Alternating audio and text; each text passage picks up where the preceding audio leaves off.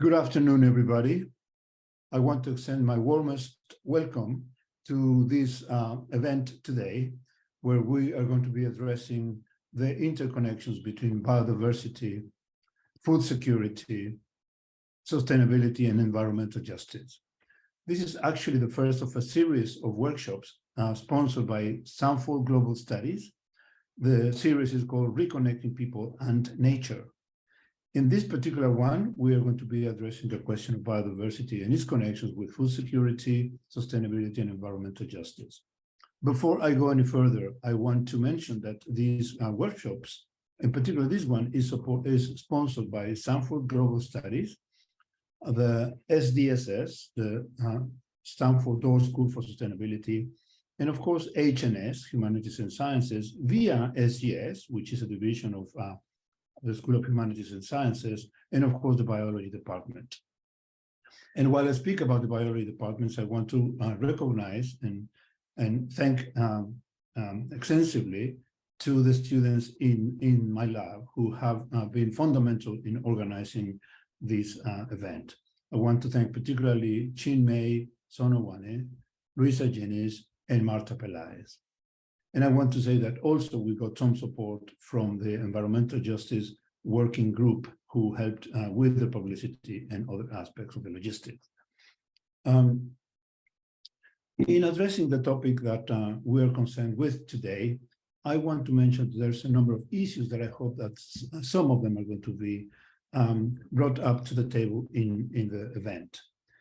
Four that I think are particularly critical, at least from my perspective as an ecologist interested in food security, are land use change, particularly land use change which is driven by agricultural conversion, because we recognize this is a major driver of biodiversity loss.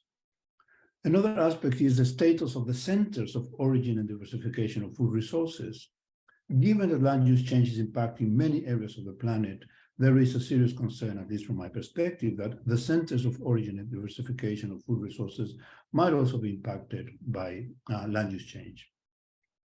I think we will recognize the role of local peoples and agroecosystems in sustainability and food security. And definitely last but not least, we want to explore, and I'm sure we will be exploring, how these peoples, these local peoples, indigenous and rural peoples, have been impacted by global environmental change, despite the fact that they contribute the least to those changes. And this is an aspect of environmental justice that needs attention. Talking about this first topic of the impact of conversion of lands for agricultural production, I want to introduce this slide that shows the major centers of origin and diversification of the main crops that we have on the planet today, and that have served for humanity to eat for many, many millennia and many years. These are some examples that represent a plethora of other crops that have been originated and developed in those areas that you see highlighted in the slide. All of this is due to this amazing botanist and ethnobotanist and anthropologist, Vavilov, who went around the planet and discovered, by talking to people, these areas of origin, of diversification, and domestication of the main crops that we have. We want to see to what extent these areas are still in reasonably good shape, so that we can have hopes that the wild relatives of these crops might be preserved. This couple of maps shows a relationship, a possible relationship between the biodiversity hotspots, which is shown in the lower panel of this slide, which shows the areas that are regarded as biodiversity hotspots in the sense that they have been heavily impacted by anthropogenic activities, particularly land use change. At the same time, these areas contain unique species, including some of the ancestors of the crops that we use today. And if you look at the map on top, at the map in the upper part of this slide, you can see that there is a striking coincidence between the Vavilovian agro centers for origin and diversification of crops and the areas that are being heavily impacted. So this gives reason for us to be concerned about the fate of these incredible places. One of the ways in which this is happening is because of massive, extensive industrial farming, as you can see in this slide. This is somewhere in the Midwest in the US, which contrasts dramatically with another approach to do agriculture, which is what many indigenous peoples do, as you can see in this diagram. The photo on the left, you can see that these peoples use a landscape organization, which includes forest reserves, as you can see, secondary forests, some areas for cattle ranching as well, and also the agricultural fields, the milpa. So what they do is they have an organization at the landscape level, to the point that within the milpas, within the agricultural fields, they have a diversity of elements, including in some cases trees, as you can see there. This is a map, I'm sorry, this is a photo of indigenous peoples in the Yucatan Peninsula in Mexico, very different to what you saw in the previous slide. Within the agricultural fields themselves, they have a diversity, tremendous diversity of elements, as you can see there, not the one single crop monoculture that you saw in the previous slide. So agrobiodiversity and dietary richness is also declining. As you know, well, as you probably know, historically, we used to use at least 7,000 different plant species, but now, unfortunately, we use about 150, and most people eat only 15. So there's a tremendous reduction in the dietary richness of humans nowadays associated to all of these changes. So I've been saying something about the Proxima drivers of reduction of agrobiodiversity, but as you know, there are ultimate drivers that have to do with major macroscopic things that are impacting these tremendous resources. They are the insatiable growth of humanity, particularly looking for short-term economic benefit, and of course the population issue. The population issue, as you know, is going to be a gigantic challenge. How can we feed a population that might be approaching 9.5 billion by year 2050? But as you know, the population issue is not only the numbers, but also the unequal distribution of resources with much environmental injustice, of course, the waste of resources situation, and of course, in all of this is absolutely critical to have women empowerment. So I hope we're going to be seeing some of these aspects today. Now, the mechanics of the workshop today includes 3 speakers, 2 panelists, and then we will have time for Q&A and audience engagement, and then we will do a little bit of socialization at the end with some reception that we will have at the very end.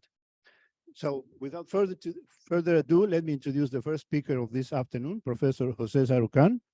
José Sarukhán is a professor at the National University in Mexico, Mexico City. He has been the president of the National University. Also, he has been the promoter and director and the head of the National Commission for Biodiversity in the country. This is the Biodiversity Agency in Mexico. He's back in his office in the Institute of Ecology at UNAM, where he's doing research in different fields, including agrobiodiversity, conservation of agricultural resources. And it's a pleasure to have Jose as the first speaker this afternoon. Thank you, Jose. All right. Good afternoon. Thank you very much to the Stanford Global Program, Environmental Global Program, and also obviously to Rodolfo, who did all kinds of tricks to squeeze my arm and be able to come here. What I am going to tell you is mostly the last part of the talk is mostly the work that's being done in Conavio, but most of it is based on the information that Conavio has gathered along 30 years of work, which has put the largest biodiversity database in the world for a country, with not only the list of species or their spatial distribution, but also lots of information on each of them and on geographic location systems, a lot of analysis on their distribution, etc. You are going to see only a bit of this, but most of that work could not have been done if we didn't have the enormous database that Conavio has gathered.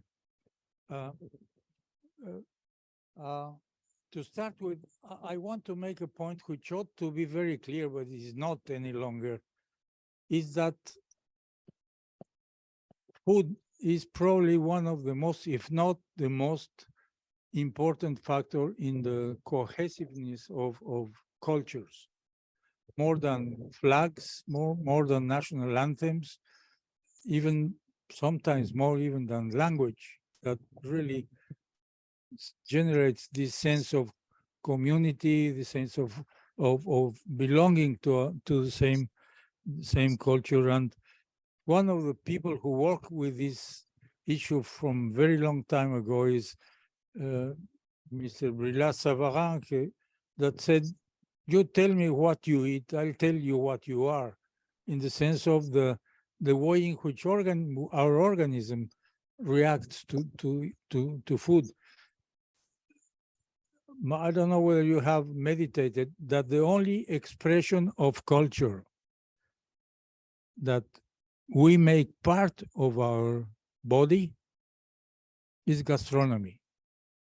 Not music, not literature, not dance, but gastronomy.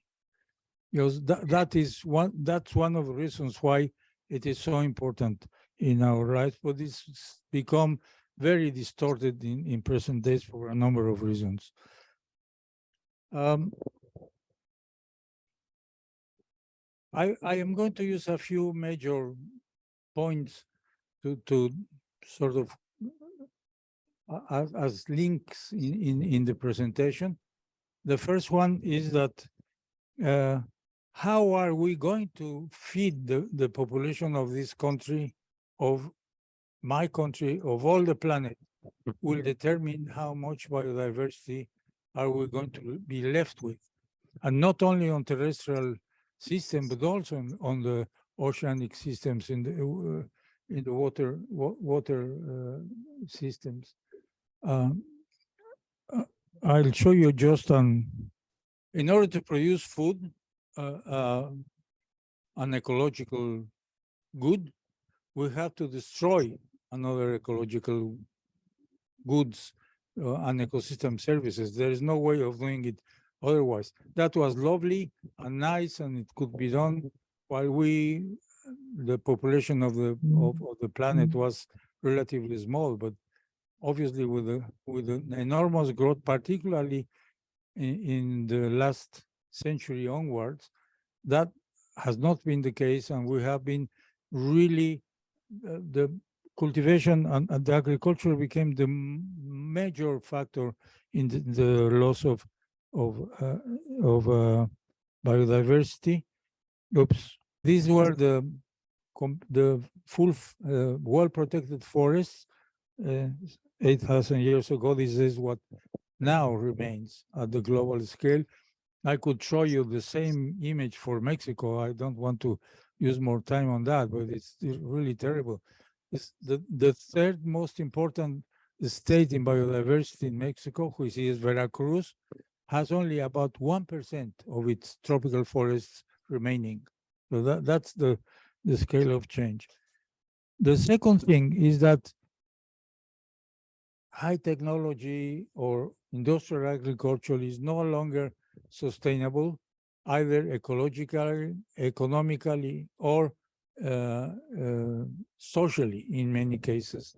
So this paradigm that has been the answer for many years, that was the only way that we were going to feed the population of the planet, I think it's really under very heavy scrutiny.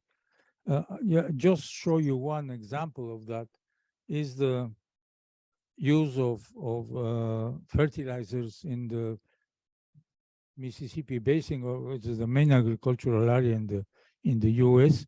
The colors are the amount, the kilos of nitrogen that are being used, and it has produced the dead zone in the Gulf. I'm not showing you. I'm sure you have seen it 1,000 times. And these are the dead zones in the planet. It's not only the Gulf Coast, which is obviously very well known for the US, it is really in many other parts. The third thing is that given the ecological diversity of countries, we need to have different agricultural techniques going on. It's not the same as having a huge plain terrain, which which was produced by glaciation, etc., in which you can almost do exactly the same kind of agricultural technology. But we need to really understand that diversity of ecological diversity, but also the diversity of the organisms and the elements that live there. And in that case, Conavio has produced really this enormous database. What you see, each pixel is one site of recollection of lots of organisms. We have opened this to that notion of Jerzy Żydowski, which is Greater Mexico, because the frontiers of Mexico are not the frontiers for the organisms. These organisms go well up to the US, about half of it, and go down to almost North and South America. And this is the range, and we know the presence of all the organisms that are there that you can really pinpoint in their locality, etc. That coincidence of Vavilov centers and high biodiversity is not a coincidence, is the result of the fact that where you have high biodiversity, you have high ethnical diversity or cultural diversity. And it is this interaction, the one that generates the centers of domestication, both of plants and animals. So, and Mexico is not only very highly biodiverse, but also culturally diverse. You can see the number of languages spoken in the country is huge. Oaxaca alone has more languages than all of Central America, and even more than Europe has. You have to really apply a broad range of technologies which are suited to the different areas. And this is what those ethnic groups have done. They live in a very diverse, ecologically diverse country, and the different groups have generated different agricultural techniques that one has to evaluate, know well, and obviously help develop when it is possible. So the role of the farmers that we call the campesinos in doing this work is absolutely central. You cannot just do the work in a lab or in a agricultural research station and go and put it there. They must really input a lot of the knowledge that they have for lots of generations or millennia of knowledge in these areas. And that's one of the things that I think that we need to really do. The other thing is that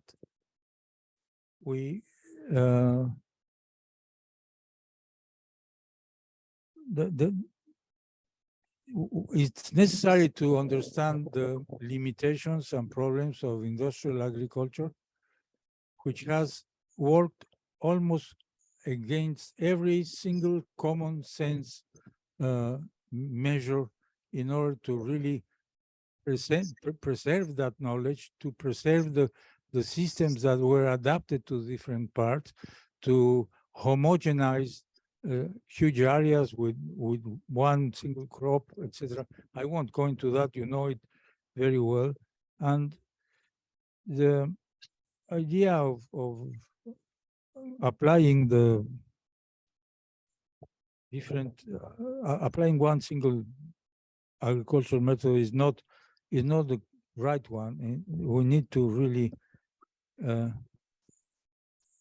value those different agricultural practices, particularly when they are still being done, because in addition to the fact of the great biodiversity and the great cultural diversity, we still have the people who keep doing traditional agriculture, and they have been the group that has been the most dispossessed, socially speaking, of all the groups in the country, because they don't have a voice, they cannot really make pressure or political pressure, and there is a kind of, I would say, a very discriminatory action against them, in the sense that they compare them to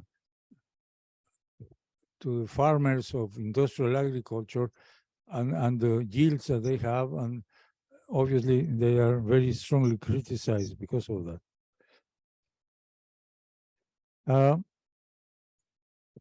It wasn't until about 10 years, less than 10 years ago, about 8 years ago, that FAO recognized that the main source of food produced in the planet came from family farming. That means from managing areas which are about 1 hectare or 2 acres.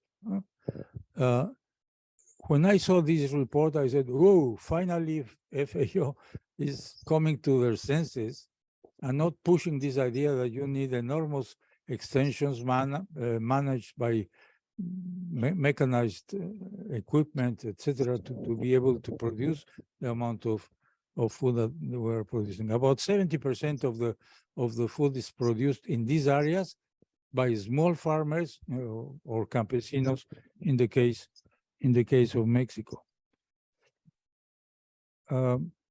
This just shows that about 70 so much percent of the world is managed by small farming, which is exactly the same case as the same data that I am giving you now in a graph. One of the problems that arose in the 70s was the conviction by some of the main organisms of financial organisms of the world, the Fondo Monetario Internacional, IMF, some of the others, even UN, the United Nations, were saying that there was no need to put more public funds into research in agriculture because the problem was solved. It was going to be useless, which was a complete misunderstanding of what was going on. But that generated very much the situation that in many countries, I would say the majority of countries in the world, with the exception of China, maybe Brazil and Argentina a little bit, the rest did that. They reduced the funds devoted to agriculture, so the information, instead of being public and accessible to anyone, it became enormously concentrated in the hands of enterprises that solve this thing. And as well, obviously, all the effort for extension of knowledge with the agriculturalists. This now has been heavily criticized, officially heavily criticized. And the thing is now that we have the recognition worldwide that small farm agriculture, the work that the small groups like Campesinos are the ones which are really feeding the world, what are we going to do for the next generations? Are we going to continue with the idea of the industrial agriculture, or we are going to shape these things in a completely different way, putting these people at the front in terms of generating more food? That report of FAO in 2014 gave a number of recommendations on how to support and to stimulate the work of these small farmers. But they forgot one, which is absolutely central to agricultural production, the genetic variability of the crops which they were working with. It looks like if the seed companies were really designing this alphabet of measures for or recommendations for people. The thing is that we have to realize, and many people realize it, but they don't take it to fruition, that the genetic diversity of crops is the result of thousands of years of selection all over the world, in the main centers of origin of agriculture and plants. But one thing which is also very important is that the diversity of the wild relatives of those crops is even it has a much larger history, hundreds of thousands or millions of years of being exposed to the changes, environmental changes in the planet, and that is a source that we have to look into, and is the kind of work that CONAVIO is now undertaking very strongly. That is a map, an earlier map of the information that we had on the wild relatives of crops in Mexico. And you can imagine that taxonomists didn't go collecting these plants, because the taxonomists, the botanists normally went to look for exotic things or the normal sort of things in the forest, in the tropical forest or temperate forest, not for plants which are in farmlands or things like that. Farmlands weren't the area in which they were working. It was more the ecosystems that had plenty of species, etc. So given that fact, you can see that the distribution of wild relatives of crops in Mexico is enormously dense, and also covers practically all the world, all the country. And one of the things that obviously we are going to do is to look into more distribution of these things, because you have then a bigger amount of genetic variability at your hand. One of the things that we are also, CONAVIO is doing, I am not longer in CONAVIO, but this is the work that has been taken until now, is a gender approach.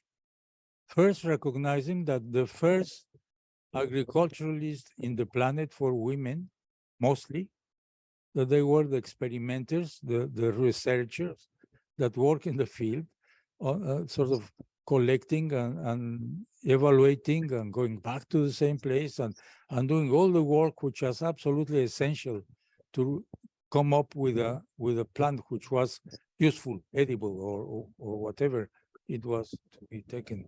And we know now that the persons who have kept the tradition, the gastronomic tradition of the country, are mostly women, cocineras tradicionales, with which we are working quite a lot in order to keep the knowledge of how to maintain the enormous diversity of gastronomy in the country.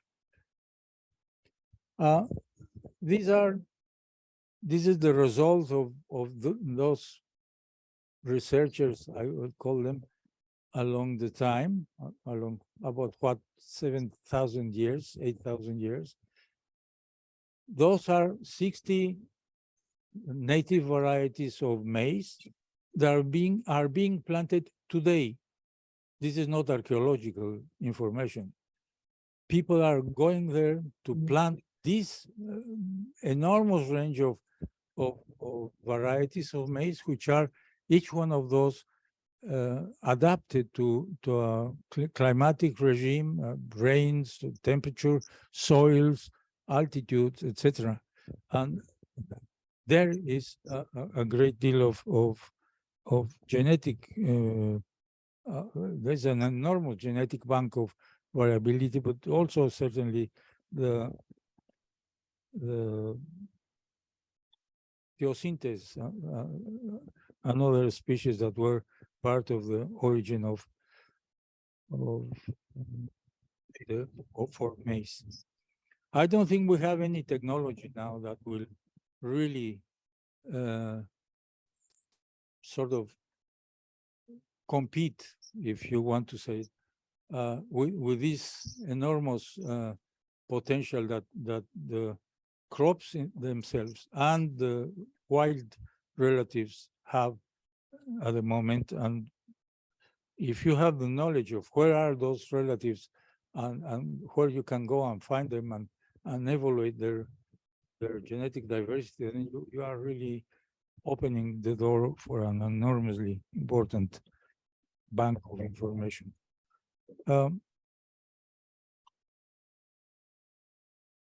People will think that gene banks in the world have lots of information.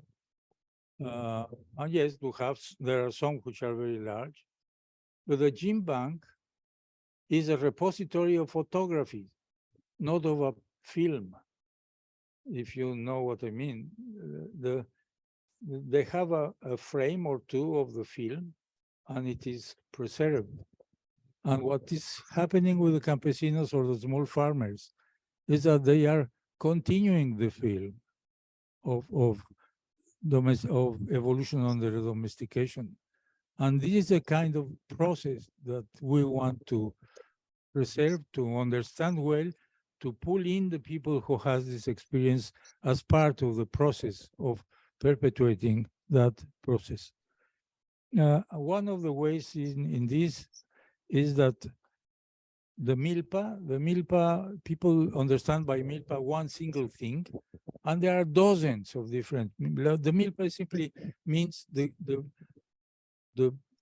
combination of plants that grow together that produce different species, different forms of food, which are combined, that grow together, that are selected to work without competing very seriously, and in which give you a very safe net of production, in which if one thing fails due to some reason, you have the other products in the milpa. And these are milpas that go from the plains of the coast of Mexico all the way up to the mountains. And they are, one of the things that we need to do is understand exactly how these ecosystems are maintained and how they work to be able to really improve them if it's possible, or reproduce them.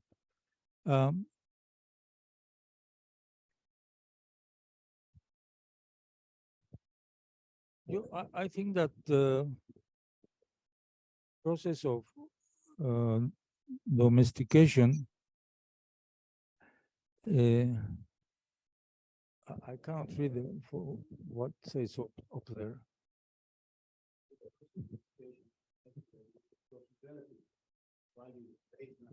Yeah, sorry, there's a black thing across the thing. I cannot read.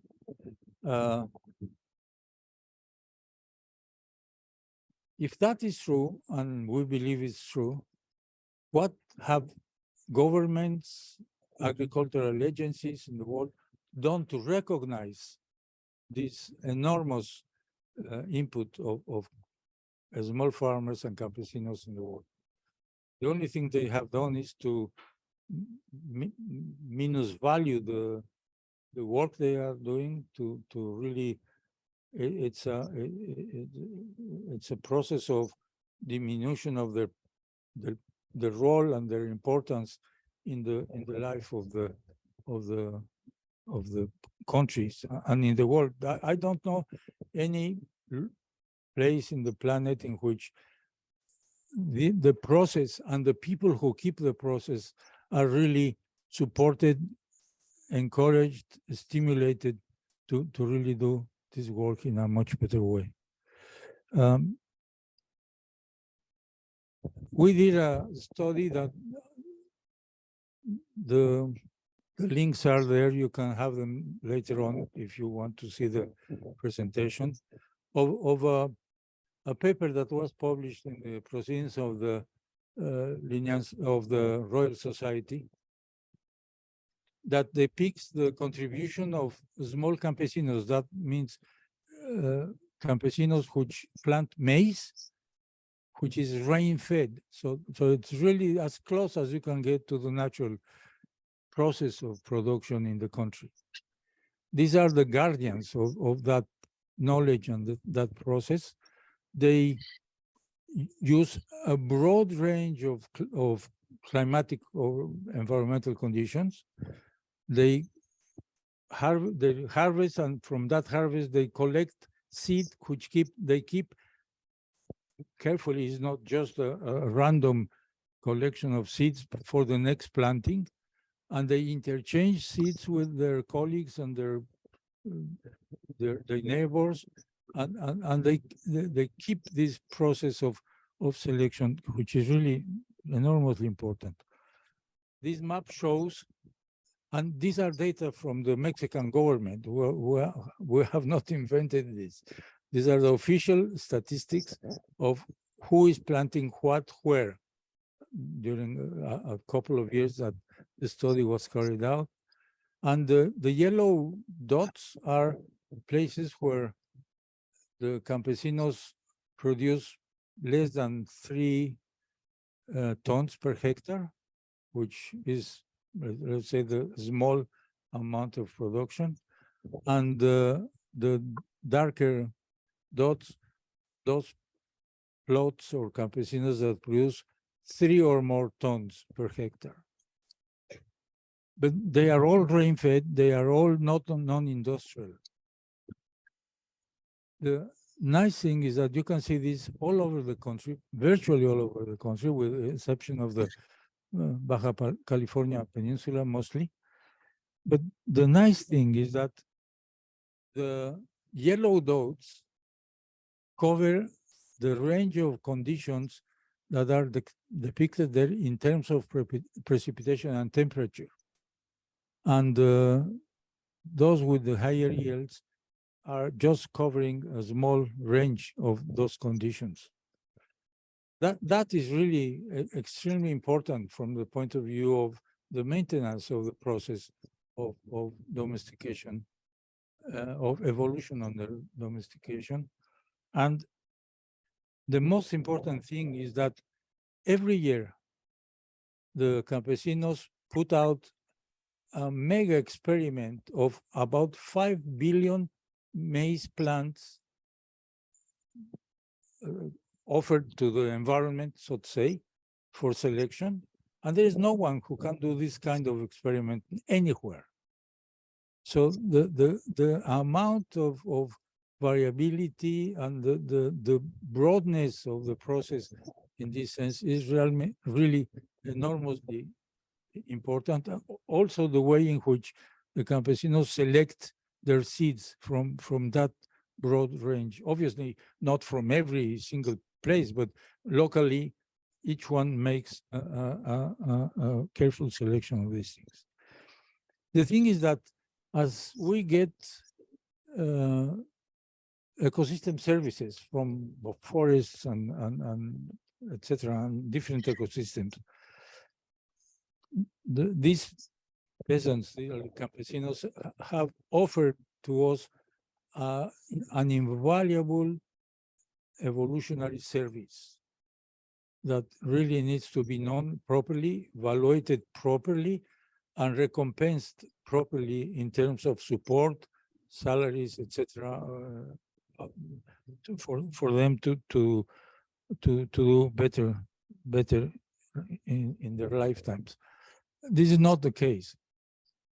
We don't have a public policy in Mexico, and I don't know if there is anywhere else that will really give a premium to these people who are producing this service to society, not only to Mexico, it's really for the whole world. And that must be really evaluated adequately.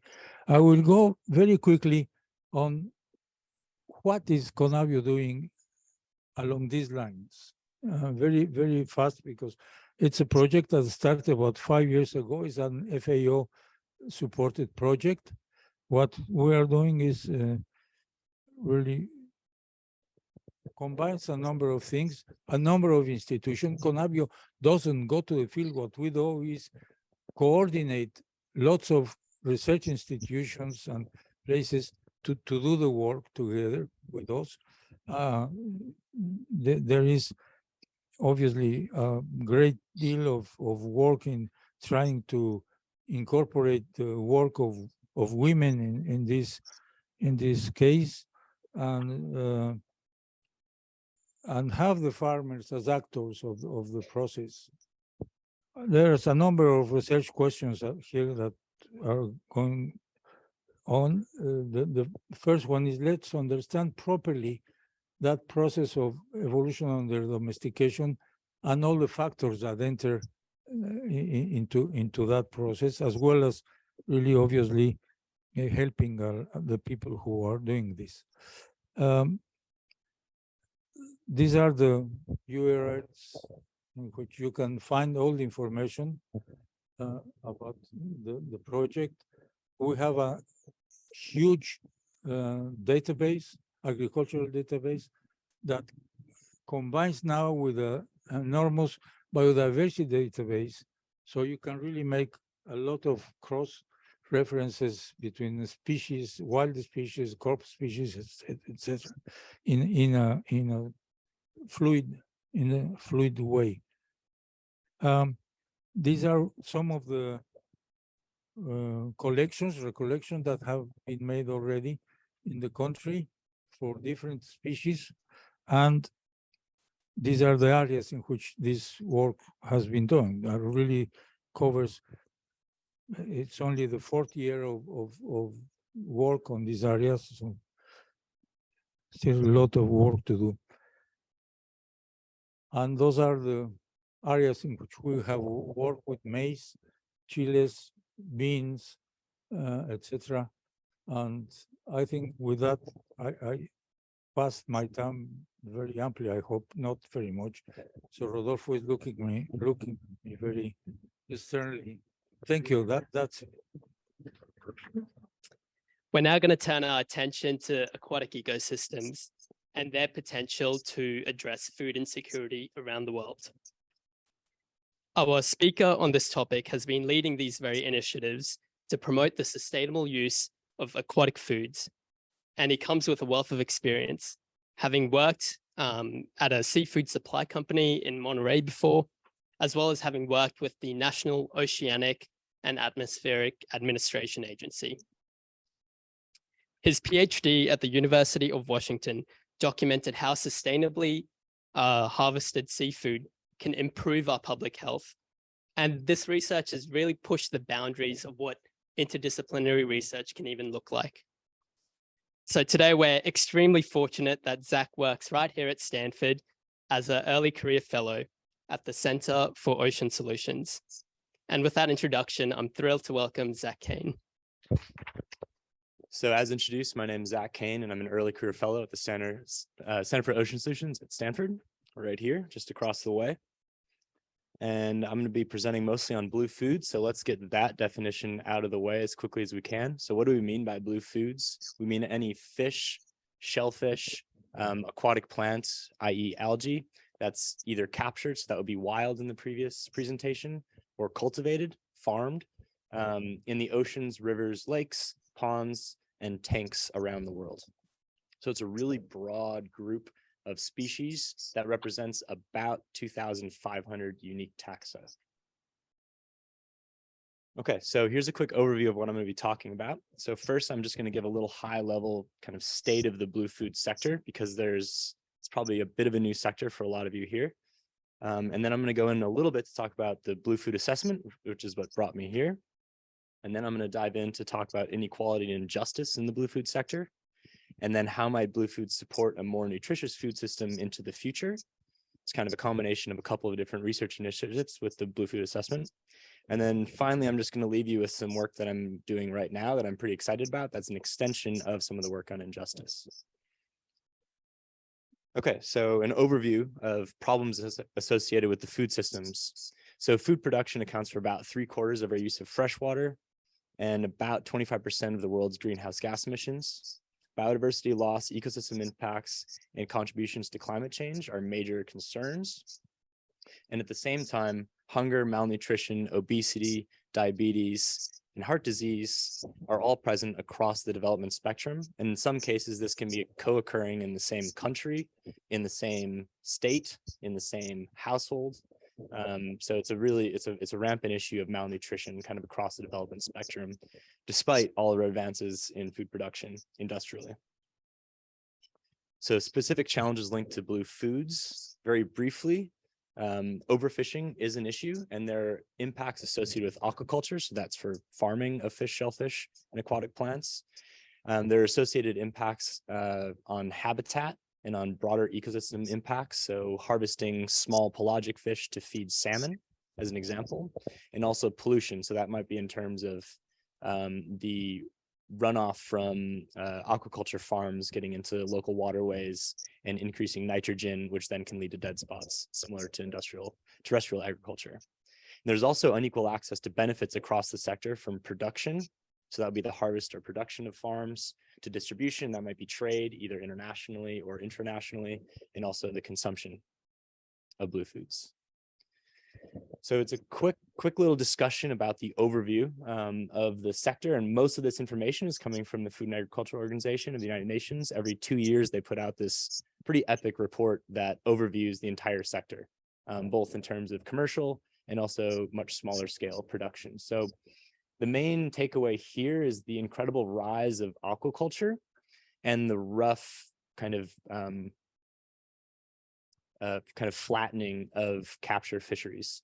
So it's gotten to the point where aquaculture is almost in production parity with capture fisheries, where it's just under 50% of total production is now produced in farms. And these could be inland and these could be marine. There are about 58.5 million people employed in the sector, and that's in direct production, not in distribution or consumption, in which case there's a lot more, as you'll see in a second. And then about 65% of workers are in the capture fishery sector. So there's a majority of the workers, despite the production parity, who are employed in capture fisheries. And overall, if you cut it by inland versus marine, about 70% of total production occurs in oceanic and marine environments and coastal environments. So if we zoom in by region, you can see that Asia, and just generally speaking, the Western and Central Pacific, dominate in terms of total production, and also South America and Europe. But then if you look kind of across all the dots, there is a good amount of millions of tons of fish being produced in most regions around the world, even in the high seas, which are all caught by international fleets. But if you think about this in terms of aquaculture, and I don't even have a map for this because it would be kind of silly, 91% of all aquaculture is occurring in Asia, and only 4% is occurring in North America, and 2% is occurring in all of Africa. So there's a pretty massive disparity in production for aquaculture, more so than in capture fisheries. So this is small scale production. This is really similar to the Campesino concept that Jose brought up, but it's the smaller scale producers that may be commercial, may also be supporting households. So a lot of this work is coming from, on the left, a recent report put out with FAO and a couple of other partners from Duke and WorldFish that looked at 58 different countries, I believe, and tried to do an in-depth understanding as to the contributions that the small scale sector has. So what they found is that, at least of the 92 million tons that they were able to track, about 40% of that was coming from small scale fisheries, which is a pretty large number. And it's about, if you include not only just production, but also distribution and consumption, about 492 million people in these 58 countries were associated with the small scale sector. So it's a really, really important aspect of blue foods. And then down at the bottom, about, and this is probably a very rough estimate, I don't know a lot about the data behind this, but about $77 billion in revenue were created from small scale fisheries. So it's a huge sector. And then the other thing that's really important to note is that it represents a really broad diversity of different actors throughout the entire blue food supply chain. So this is a caricature coming from one of the papers in the blue food assessment that just kind of gives you an idea of the many different kinds of participants in the small scale fisheries sector. Okay, so now we talked about production, we're going to talk a little bit about distribution. So trade flows, about 61% of imports by value are only coming from 10 countries. And it's a similar proportion of export by value coming from 10 different countries. And then when you think about it in terms of regional differences, in some cases, some regions are producing a lot of the same fish, shellfish, and aquatic plants that they're eating. But then in other cases, like in North America, we're only producing about 16% of what we're actually consuming. And everything else is coming from other regions, including primarily for the North American case, Asia. And then the global fisher price. So every, I think it's every year, FAO puts out a price index that's kind of like a stock index of different fish prices around the world. And just what I want you to understand here is that fish prices have increased over time. There was a slight dip during the pandemic, during the peak of the pandemic, but now it's increasing rapidly and maybe more rapidly than any point ever in this year. Okay. So now moving on to the last kind of sector of the blue food economy, and that's consumption.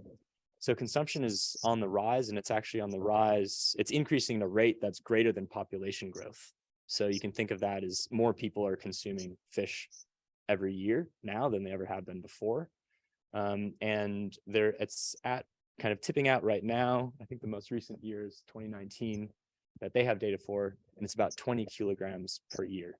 But I think about, even here, there's a lot of inequality. And if I remember from the stats, about 60% of people are consuming far less than the global average. So there are some countries that are consuming a lot more than most. All right, so now I'm moving into sustainability a little bit. So this is also coming from FAO. And so what it's showing essentially is that about 64% of fisheries for which we have data are being fished at levels that are considered sustainable or are being underfished, so levels that are even below what is considered biologically sustainable.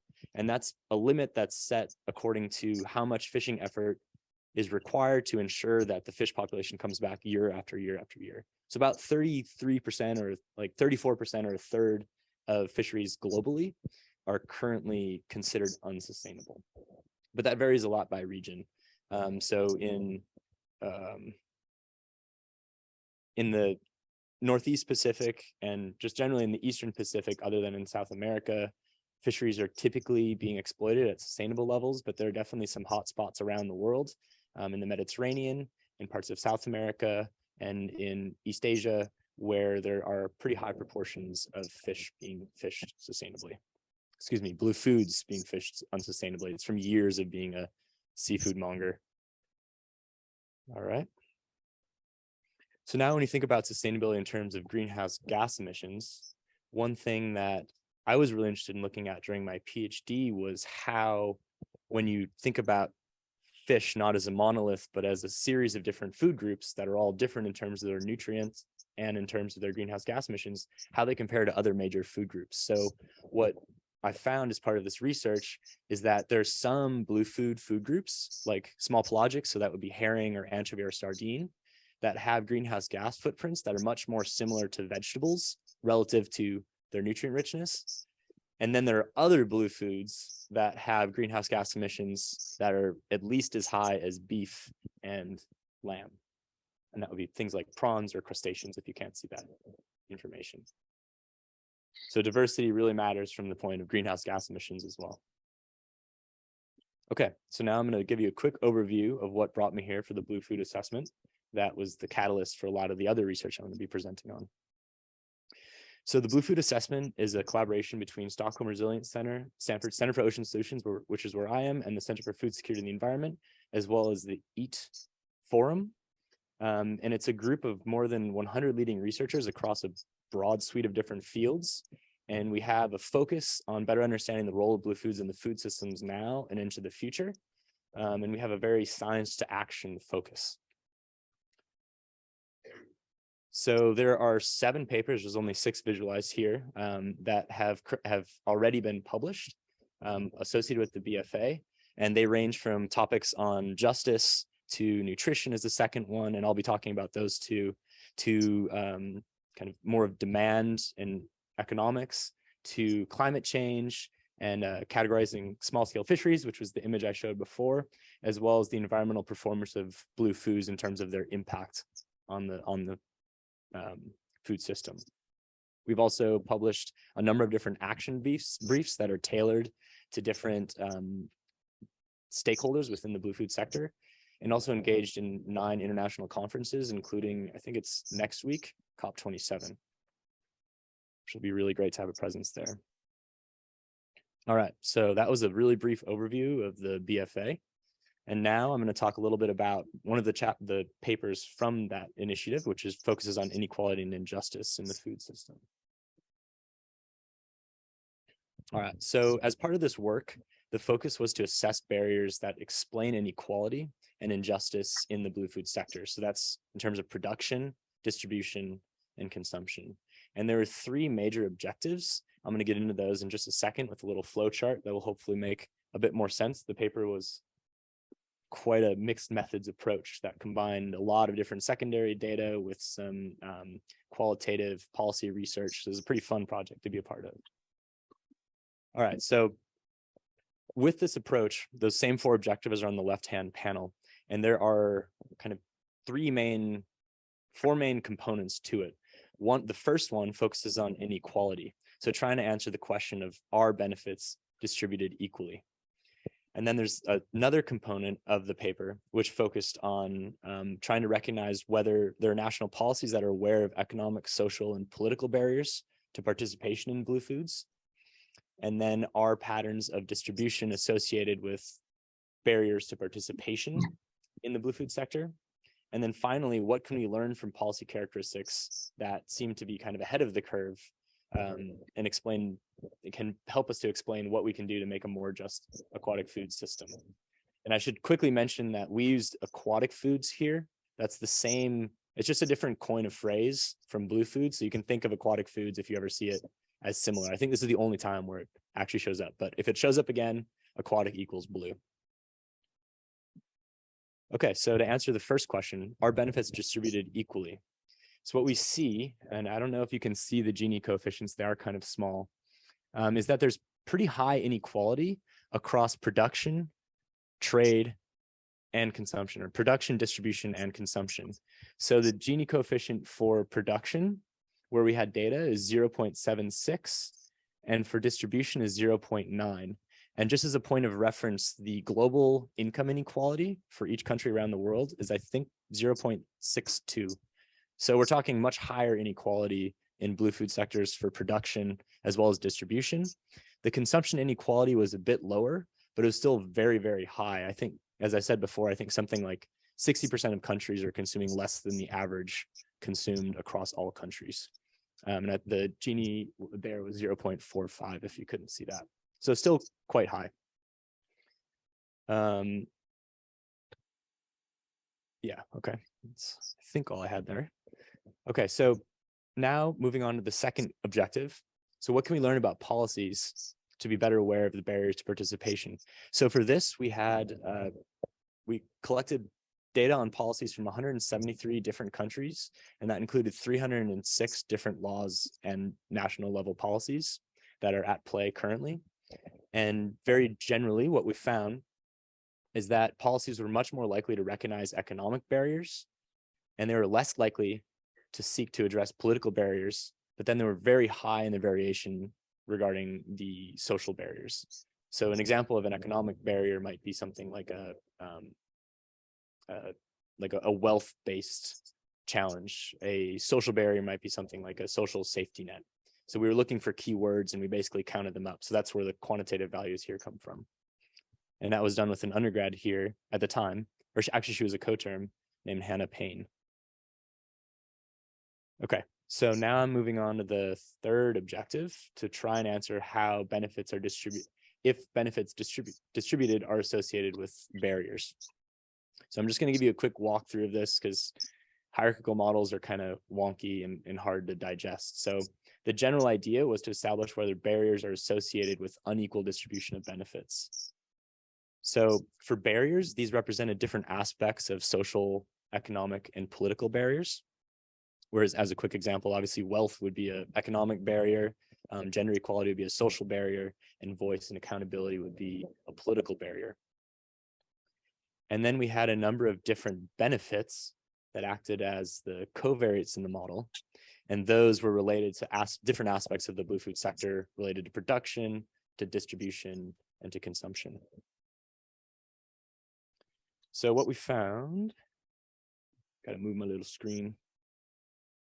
Okay, is that there are economic barriers that are associated with injustices that limit wealth-based benefits, but actually create welfare-based benefits. And this was a really interesting finding. So a wealth-based benefit would be related to the row that says wealth, a welfare-based benefit, or sorry, the column that says production, a welfare-based benefit may be related to consumption. And this is really interesting from the perspective of what we know about the literature on the ground, because it finds that poverty traps follow the same type thing where people are pursuing, they have to be associated in that food system and in that production or in that processing plant, but they're not seeing the same wealth benefits that they would, but they have to keep in that one system. So it's kind of an interesting thing to kind of coalesce on with what we understand to be occurring on the ground. And that political barriers often did overlap with economic barriers. They kind of follow the same signal. And that social barriers tended to limit welfare-based benefits. So the last kind of major set of questions are what policy characteristics support more just outcomes. So for that, we took what's called a positive deviance approach, where we wanted to see countries where there were more benefits occurring than the mean, and then countries where there were less benefits occurring from the mean, to better understand when we dive into the policies in those 12 countries, what we see as far as what might enable more access to benefits. So as far as social barriers, those policies that were able to limit social barriers acknowledge social difference in the sector, they engage with marginalized groups, and then they centered their policies on justice, equity, and human rights. Where policies were able to overcome economic barriers, they indicated how structural obstacles drive injustice, so they identified those structural obstacles. They broaden the responsibility for change beyond just one sector to potentially the whole supply chain. They challenge social norms. A good example there that you frequently see is that women don't fish. That is absolutely incorrect. And then they focus on redistributive wealth policies. And then in countries where the policies were found to overcome political barriers, those policies tended to empower voices and representation of marginalized groups, commit to accountable and engaged governance, and have equitable decision making in their policy processes. Okay, so general overview of that chunk of the project. Production, distribution, and also consumption, but to a lesser extent, are highly unequal. Policies are more likely to recognize concepts related to economic barriers than to social or political ones. Wealth-based benefits tended to exist at the expense of welfare-based benefits, and that suggests there's a mechanism of trade-offs that needs to be made. And then policies in countries where there are greater benefits tended to have policies that centered on recognition, redistribution, and empowerment. So we just went over inequality and injustice in the current blue food sector. Now I want to take a little bit of time to talk about how blue foods might better contribute to the food system in the future in certain areas. So this paper was published a bit earlier, and I've actually presented on this one other time, so this should be a bit less rocky. And the focus on this paper was just to understand how nutrition could contribute into the future. There were two main components to it. One was just to take a baseline of data again, and that was to invest in the data collection needed to assess the diversity of blue foods with respect to how nutrient rich they were. And we developed a new database to do that. And then the second component was to evaluate how, use a scenario-based model to evaluate how increases in production of blue foods might change nutrient supply into the future and hopefully improve nutrition outcomes. So a quick overview of what we found when we looked at the diversity of blue foods and not just that fish are healthy or the monolith approach. And what we found is that there are a lot of different blue foods that have nutrient richness across each of the different nutrients. And hopefully you can see those, but that's omega-3, vitamin A, B12, calcium, iodine, iron, and zinc, tended to be much higher in most blue foods than they are in their terrestrial equivalents, except for beef and lamb being quite high in zinc. And that kind of drove it. But the shaded areas, basically the darker the shading represents a higher proportion of your daily requirement being met by having about 1 serving or 100 grams of each animal. So once we had this kind of finer scale resolution of nutrient data, we had some fun with some FAO production models with partners at FAO. And we basically broke apart and disaggregated the single fish category into a bunch of different categories that loosely represent what's here. So instead of just having fish, there was also small pelagics and bivalves. Bivalves, by the way, are clams, mussels, and oysters. Because we wanted to see what differences in nutrient supply might actually have when you're actually disaggregating and recognizing the diversity of blue foods.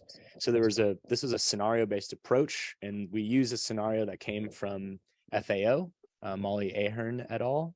And the focus there was on 2 scenarios. One was a business as usual, so basically just projecting in the future the same rate that we have now.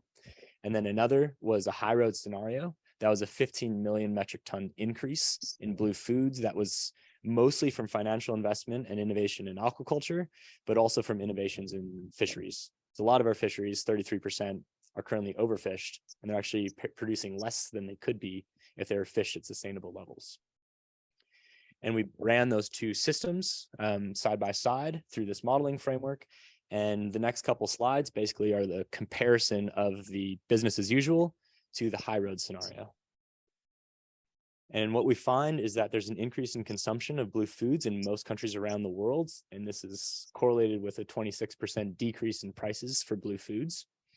In about 3 times the number of countries, women benefit from increased consumption more than men. So there's definitely a gender benefit in increasing blue food consumption or aquatic food, as it's still on that plot. And that there's a shift away from red meat, poultry, and egg consumption in the global north. So when you flip this and you think about nutrient supply, approximately 160 million fewer people would suffer from malnutrition across the 6 different nutrients we have there under the high road scenario versus the other, except for vitamin A. And that was due to decreases in calcium in some areas. And that was due to decreases in egg and milk consumption, and there not being a calcium or vitamin A rich fish, shellfish, or aquatic plant to replace it in that area. And then the other important thing is that there's a noticeable benefit to more vulnerable groups, including the elderly, youth, and women of reproductive age.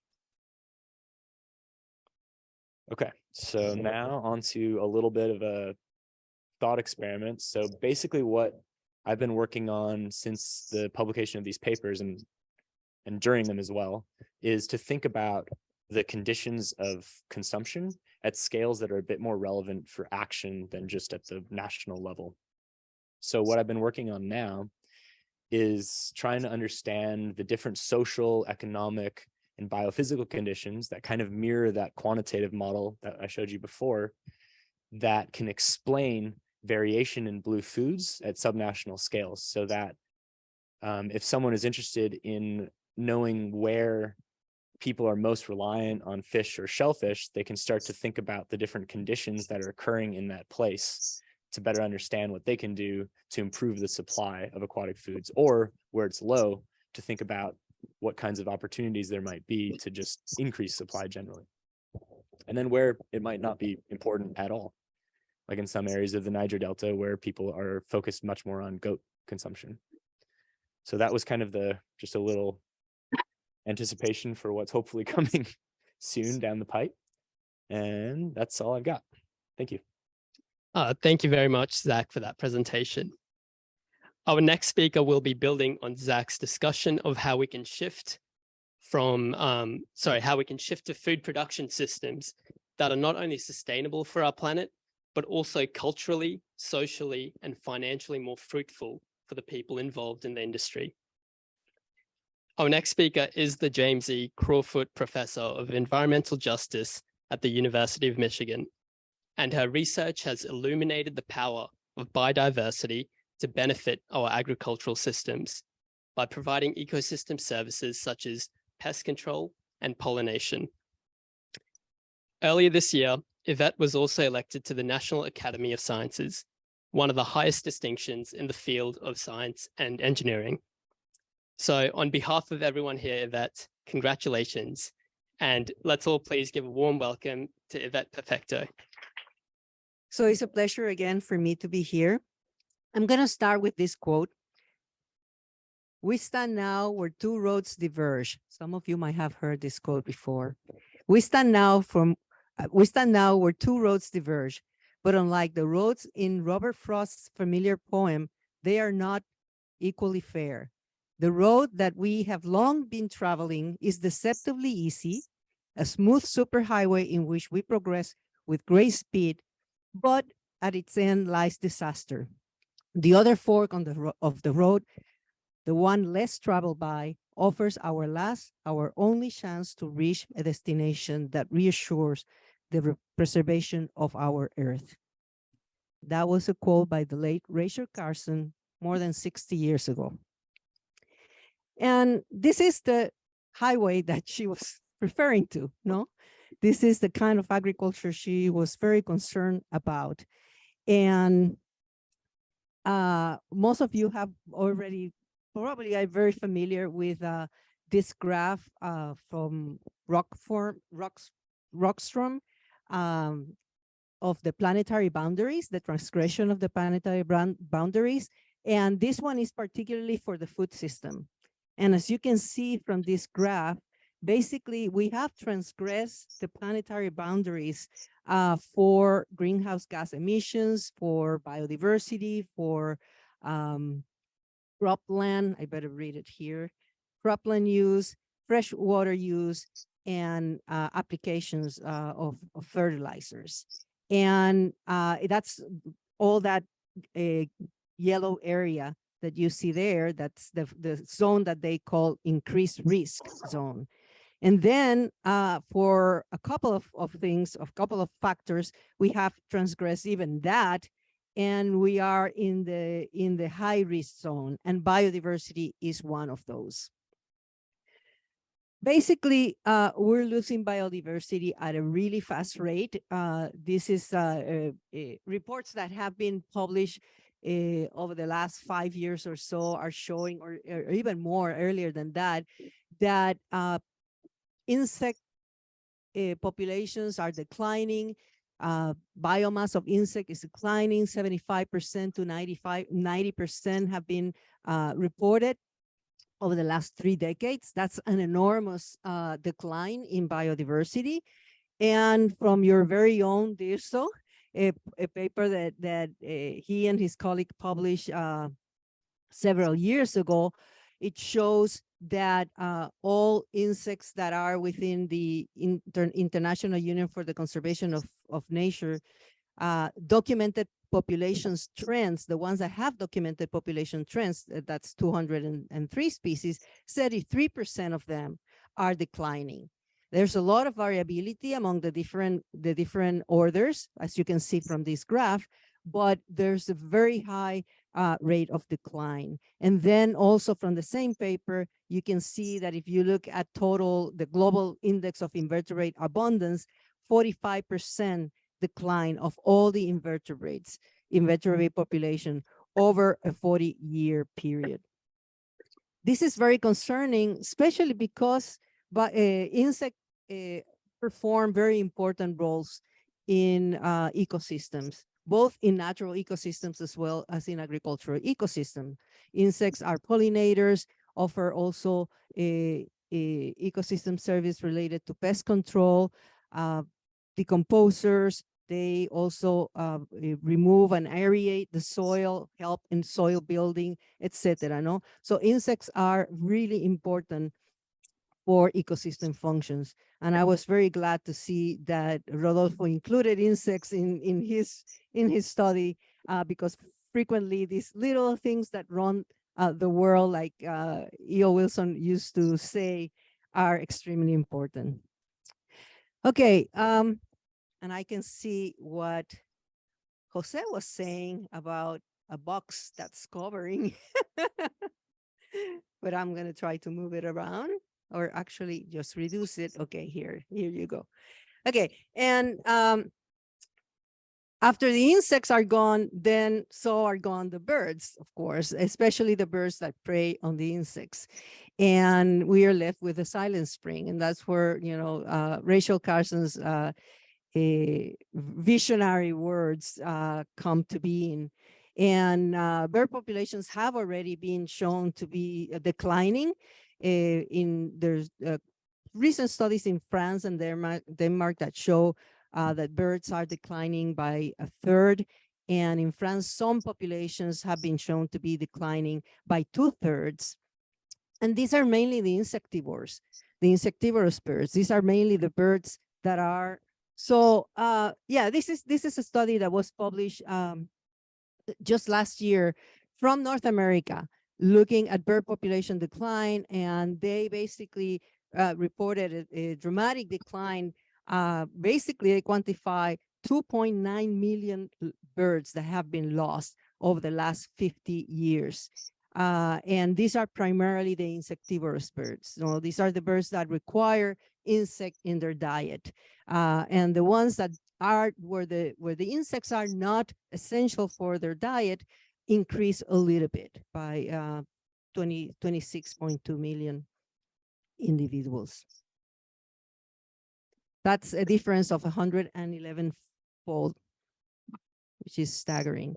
Now, obviously, this industrial food system that we have today is not only affecting biodiversity and, you know, having basically an effect in the degradation of the environment, but it also have important health impacts. And this is from the report from the IPES called Food Health Nexus. And they identify 5 key channels through which food systems impact health.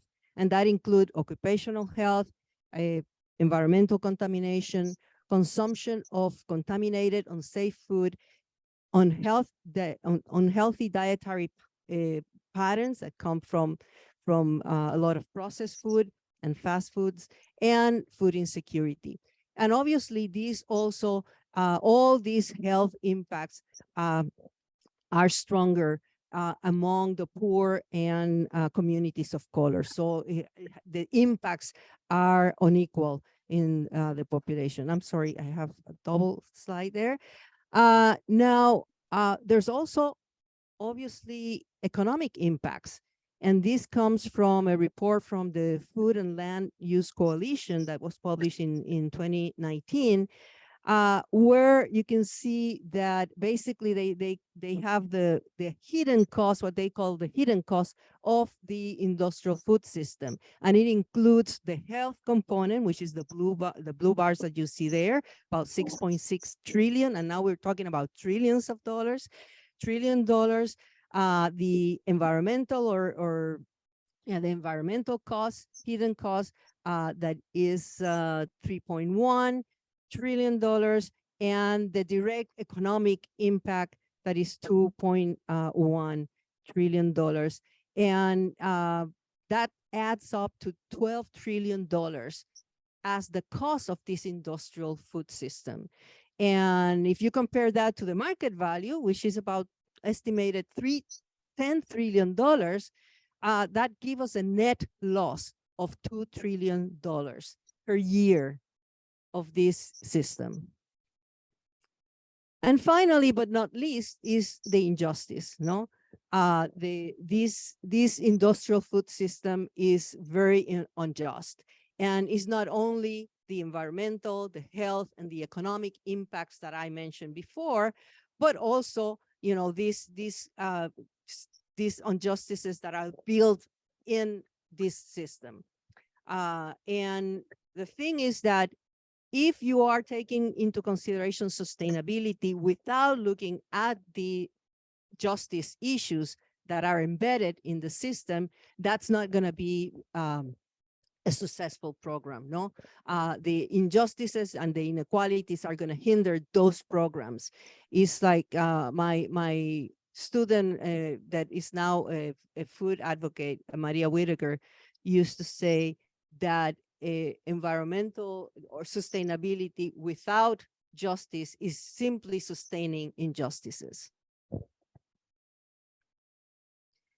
Okay, so you know, I started this by talking about the impacts of this you know, industrial food system, and the reason to do that is that to basically highlight the fact that it's not just related to the environment, but it has a lot of different dimensions. No, it has dimensions of injustices. It has dimensions of environment, but it also has dimensions related to social aspects and to health of the human population and the other animals with whom we share this earth. And so the solutions for that has to be equally multi-dimensional. No, they have to include also all of those dimensions. So I think that it's important that we need to focus more on multifunctional systems, agricultural systems that have multiple benefits, and that we consider also the trade-offs that have been mentioned before, no? Trade-offs across spatial and temporal scales and among all actors that are potentially impacted by this food system, particularly the most vulnerable and marginalized producers. And this is because we don't want to basically shift the impact to another region or to another generation, no? So we have to pay attention to those trade-offs. And for me, that means that we need to focus more on small-scale farmers. And I'm talking here primarily about the terrestrial agricultural system, but sounds like the same sort of issues are equally applicable in the aquatic sector. So small-scale farmers need to be at the center of these initiatives. And why is that? Well, because, you know, small farms, like José Sarukhán was mentioning before, the small farms represent about 90% of all the farms, but are squeezed in a very small amount of land, about 25% of the land. And, you know, there's some variability, as you can see from that graph, of different countries. China has a lot more of small-scale farmers and taking up a lot more of the land, no? But overall, the small-scale farmers are squeezed in a very small amount of land, and the industrial systems are taking up a very large percentage of the land. And and one of the reasons we have to include, you know, small-scale farmers or put them at the center of initiatives, no, to be able to provide enough food to feed the world and also maintain the ecological integrity of the ecosystem, is because approximately 25% of the land of the small-scale farmers produce between 30 and 70% of the food that we actually eat globally. So it has become more and more evident across many different studies that are conducted in different countries, and we saw some of this in Mexico as well, that small-scale farmers are indeed the ones that are producing the majority of the food that we are consuming.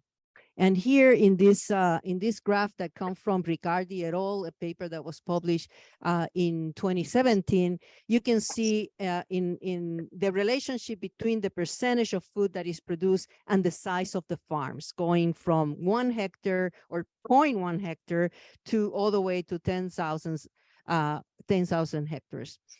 And you can see how is a declining relationship, no? And if you look to the right, the figure on the right, that's separated. It's even more striking when you look at the production of carbohydrate, fats, and proteins, and the size in relationship to the size of the farms.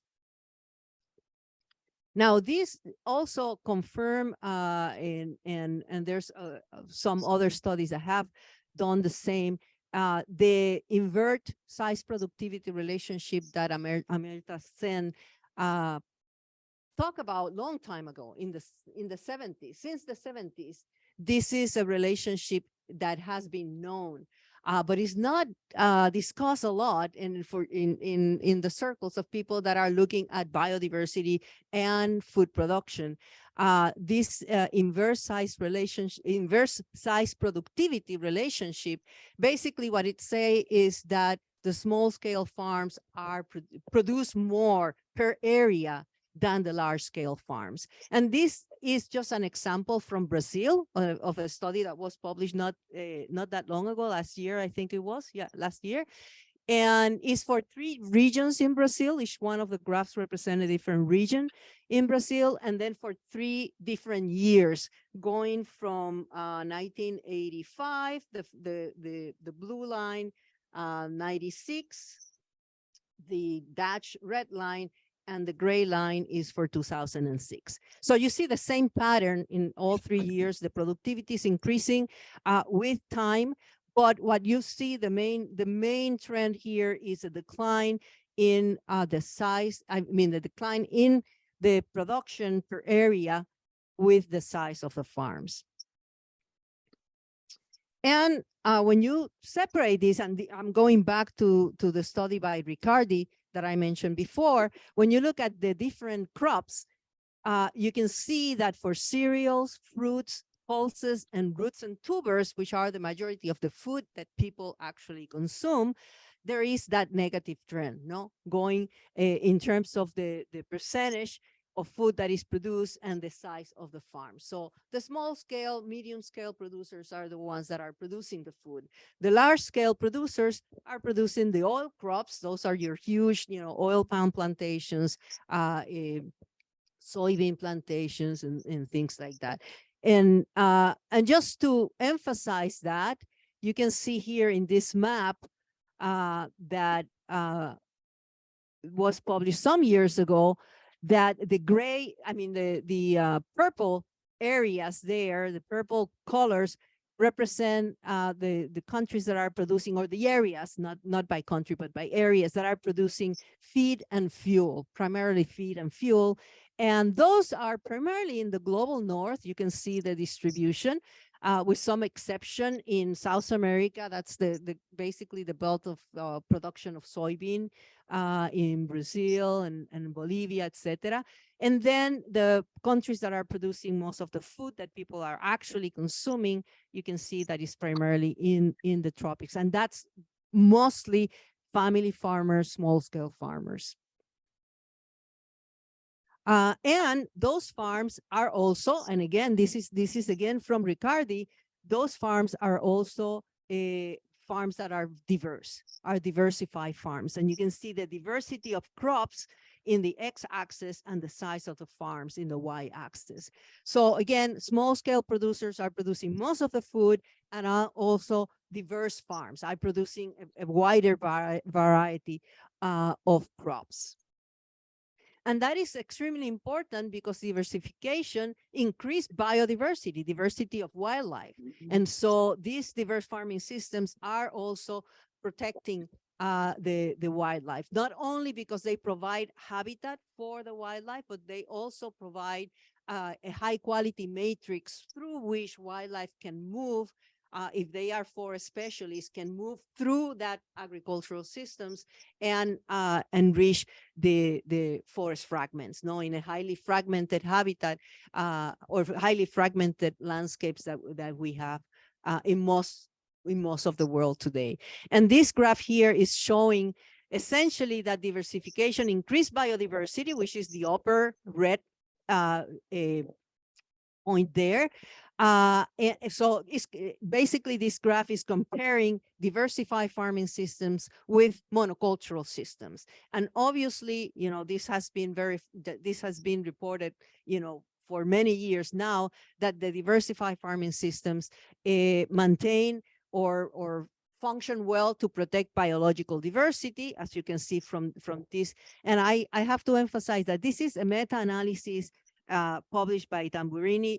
Is a kind of a second order meta-analysis. So it's a meta-analysis of meta-analysis, and it includes thousands, tens of thousands of data points. No, it's a very robust, a very robust data set. And you can see that biodiversity is protected, but not only biodiversity, a lot of ecosystem services, like all the ecosystem services that they look at, pollination, pest control, nutrient cycling, water regulation, soil fertility, carbon sequestration. The only one that didn't show any significant effect was climate regulation. But the important thing is that that diversification increases biodiversity and multiple ecosystem services without compromising yield, which is one of the things that people are always concerned about these diversified farming systems, that there's the impression that these systems are less productive. And that does not show up in this meta-analysis. There's no increase in yield, but also there's no decline in yield, not significant. For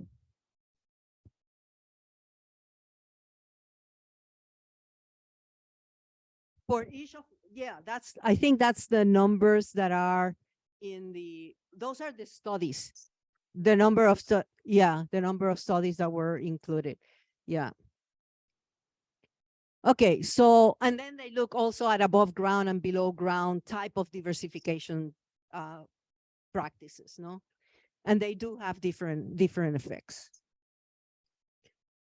Okay, fortunately, we're beginning, like José Sarukhán mentioned before, we're beginning to see this being discussed at the highest levels in the United Nations, in the IPCC reports, the Sustainable Development Goals documents, the Convention of Biological Diversity are talking about the important role of the family farmers, the small-scale farmers, in terms of diversification, protecting biodiversity, and producing food, both of those things. But a lot of this is coming from the grassroots. And so, from organizations like La Vía Campesina, which is an umbrella organization of a lot of small-scale farmer organizations. And I just put here the declaration of Yeleni, which was a gathering of small-scale farmers, massive gathering of small-scale farmers in Mali in 2007, where they were discussing the concept of food sovereignty. But these organizations and these small-scale farmers are really pushing the boundary, and the only reason why you have a declaration in the United Nations, a resolution that the solution adopted by the Human Rights Council that declare the rights of the peasants and other people working in rural areas, was because of the lobbying of these organizations, these grassroots organizations of peasant farmers, demonstrating that if you want to cool the planet, small-scale agroecological systems are the way to go, and for both biodiversity conservation and climate change alleviation. About 10 years ago, or more than 10 years ago, Oliver de Schutter, the special rapporteur on the right to food, published a report called Agroecology and the Right to Food. And in that report, he concluded that small-scale farmers using agroecology can double food production in entire regions within 10 years while mitigating climate change, conserving biodiversity, and alleviating rural poverty. Now, agroecology, I think the good news is that we have millions of farmers embracing agroecology today. Agroecology is being embraced by these small-scale family farmers all over the world. And I think that this is beginning, they are basically like scaling out agroecology. People like to talk about scaling up, but scaling up kind of give you the idea that is like, oh, you can take this techniques that are practiced at the small scale to the larger scale, like large farms. But that's not what this is about. This is about having millions of farmers that are small scale farmers practicing agroecology. Now, what is agroecology? Well, agroecology has been described as a practice, a science, and a movement. As a practice, obviously, we all know what it is. It's based on biodiversity. Diversification is at the, is key. It's one of the pillars of agroecology. Soil conservation and water conservation, and also using nature as a guide to design systems, no? And so we have a lot of different techniques that farmers use throughout the world to do agroecology. Now, I want to make a point here that organic agriculture is not agroecology. There are some organic systems that are agroecological systems, of course, but there are also organic systems like the ones you have around here in California that look like this, that are monocultures, and they just simply substitute fertilized synthetic fertilizer and pesticide with other biological pesticides or fertilizers, no? But that's not agroecology. Biodiversity is an essential component of agroecological systems. And then we have, oops, let me see, go back here. Agroecology as a science. Agroecology is not capital intensive like industrial agricultural, conventional agriculture. It's intensive in thought, no? It's thought intensive and knowledge intensive. And because it's knowledge and thought intensive, it requires that knowledge, that science to support the agroecology. But as much as it requires science, it also requires the accumulated traditional knowledge that we have been talking about before. Jose mentioned this before, millennia of accumulation of traditional knowledge and local knowledge in combination with the science as well. And finally, agroecology is a movement. And I think this is where the most important part of agroecology, because these are the farmers that are really spreading out and scaling out agroecology, no? It's in Latin America, agroecological systems are embraced by millions of farmers. And I think that they're also using this campesino a campesino methodology, which is farmers telling other farmers what works, what doesn't work, how to do it, et cetera, et cetera. And that method has been extremely effective throughout the world in scaling out agroecology. Some examples, and just to mention a few, that there's a building literature on this, and just to give you some examples of movements that are embracing agroecology, the MST in Brazil, the Movimiento dos Trabajadores Sem Terra, is the landless movement in Brazil that is composed of millions of farming families, families without land that acquire land through the movement. And initially, they were not embracing agroecology. Initially, they just wanted the land to do agriculture in the conventional way, no? But they realized that their kids were getting sick, that the soil was becoming less productive, et cetera, no? And they began embracing agroecological methods. And now basically the movement is an agroecological movement. You have the zero budget agriculture in India.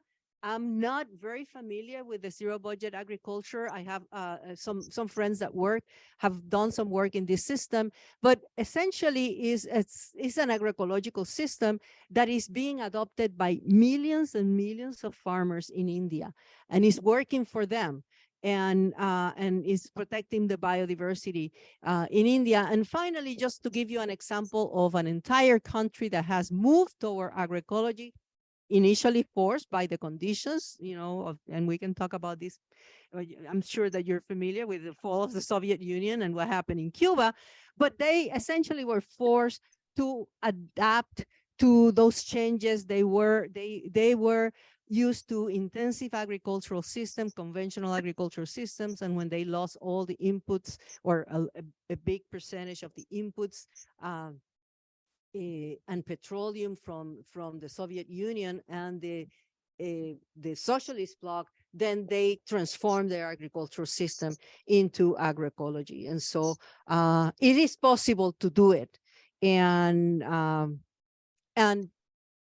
millions of farmers around the world are doing it. The other thing that I will mention about this agroecological movement is that it's also very political.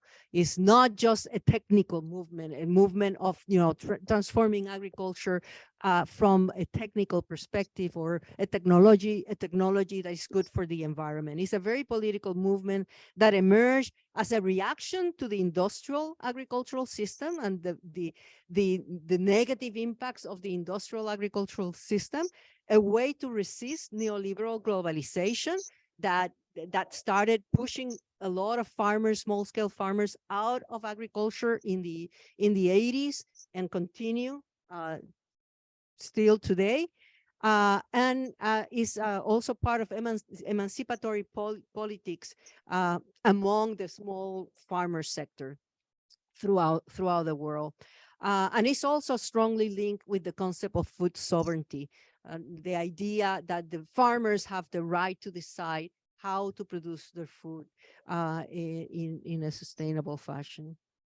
And this is just I forgot that I mentioned before La Via Campesina, but this is just to remind me that La Via Campesina have been really one of the main organizations behind the concept of food sovereignty and the idea that agroecology has to go hand in hand with food sovereignty.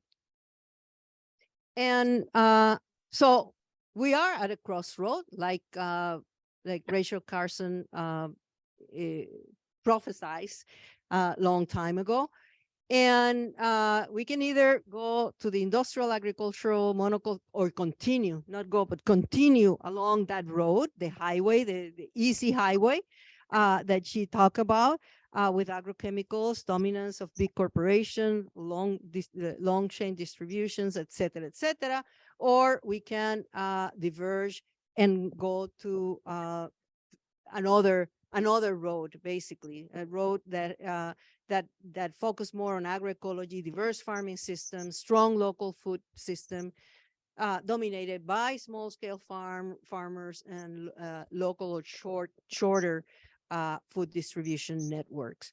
The thing is that what I think is happening today in the world is that we're moving very fast. We're moving very fast in this direction.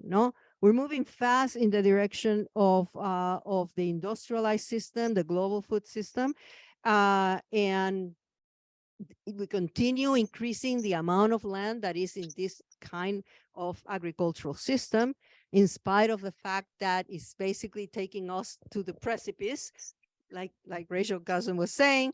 But I think that there is hope, because at the same time, we have millions of farmers adopting a different way of doing agriculture, and not just doing agriculture, but organizing the food system, And I think that there is hope. I'm a very hopeful person. And I would like to end then with this quote by another one of my favorite writers, Arundhati Roy. And she said, another, wait, I can't read it. Another world is not only possible, she is on her way. On a quiet day, I can hear her breathe. So she's around there. Another world is around there, around the corner. So with that, I want to thank you for inviting me again and open the discussion then. Thank you. What a plethora of perspectives and things to learn and new ways of understanding complex things and so on. I really want to thank the three of you for the amazing presentations that you have contributed to this event today. What we have next is that I'm not going to take much time in saying more things right now. What I want to do is invite two additional speakers to respond and to make comments of their own or reactions to what we have heard today. we have Paul Ehrlich. If everything is okay, I hope that Paul Ehrlich should be listening. I am listening. He's going to be asking some nasty questions, I can imagine, and he's going to make some interesting perspectives as well. And we also have Dr. Liz Carlisle to be another one of the respondents. I'll be very brief because I know we're running late and I've got to go. Okay. But I can say, first of all, I didn't find anything at all to disagree with in the three wonderful presentations. What makes me sick is those presentations should form the basis of probably much of the freshman year at any decent university, and only at the university because they're neglected in the junior high schools and the high schools where they should be taught. The most important thing that people do is eat and produce food, and we're totally ignorant in it. The sustainability is just a buzzword as it's used in education these days. Nothing about real sustainability is discussed like we just went through. I mean, after all, what do we all know is necessary to make our society sustainable? If you listen to the best economist in the world, Sir Partha Dasgupta, we have to find a way to gradually reduce the size, the scale of the human enterprise to the point where we maybe have, and I think he's too optimistic, about a little over 3 billion people equitably treated and consuming at about a level slightly below the level of Mexico today. What do you think the odds are of getting there, continuing to talk about how we're going to fix the world by paving it over and running electric cars on it?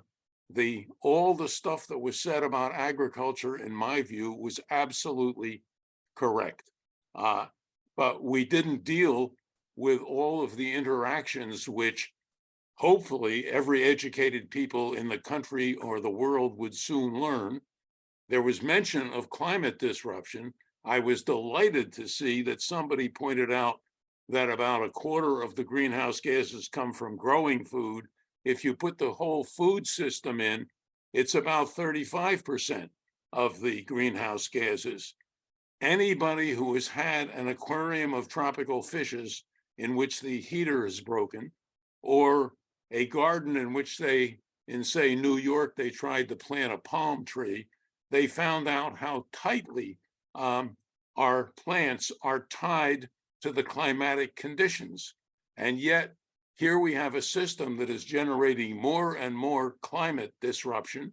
The disruption is already very obvious, and nobody's paying any real attention to it.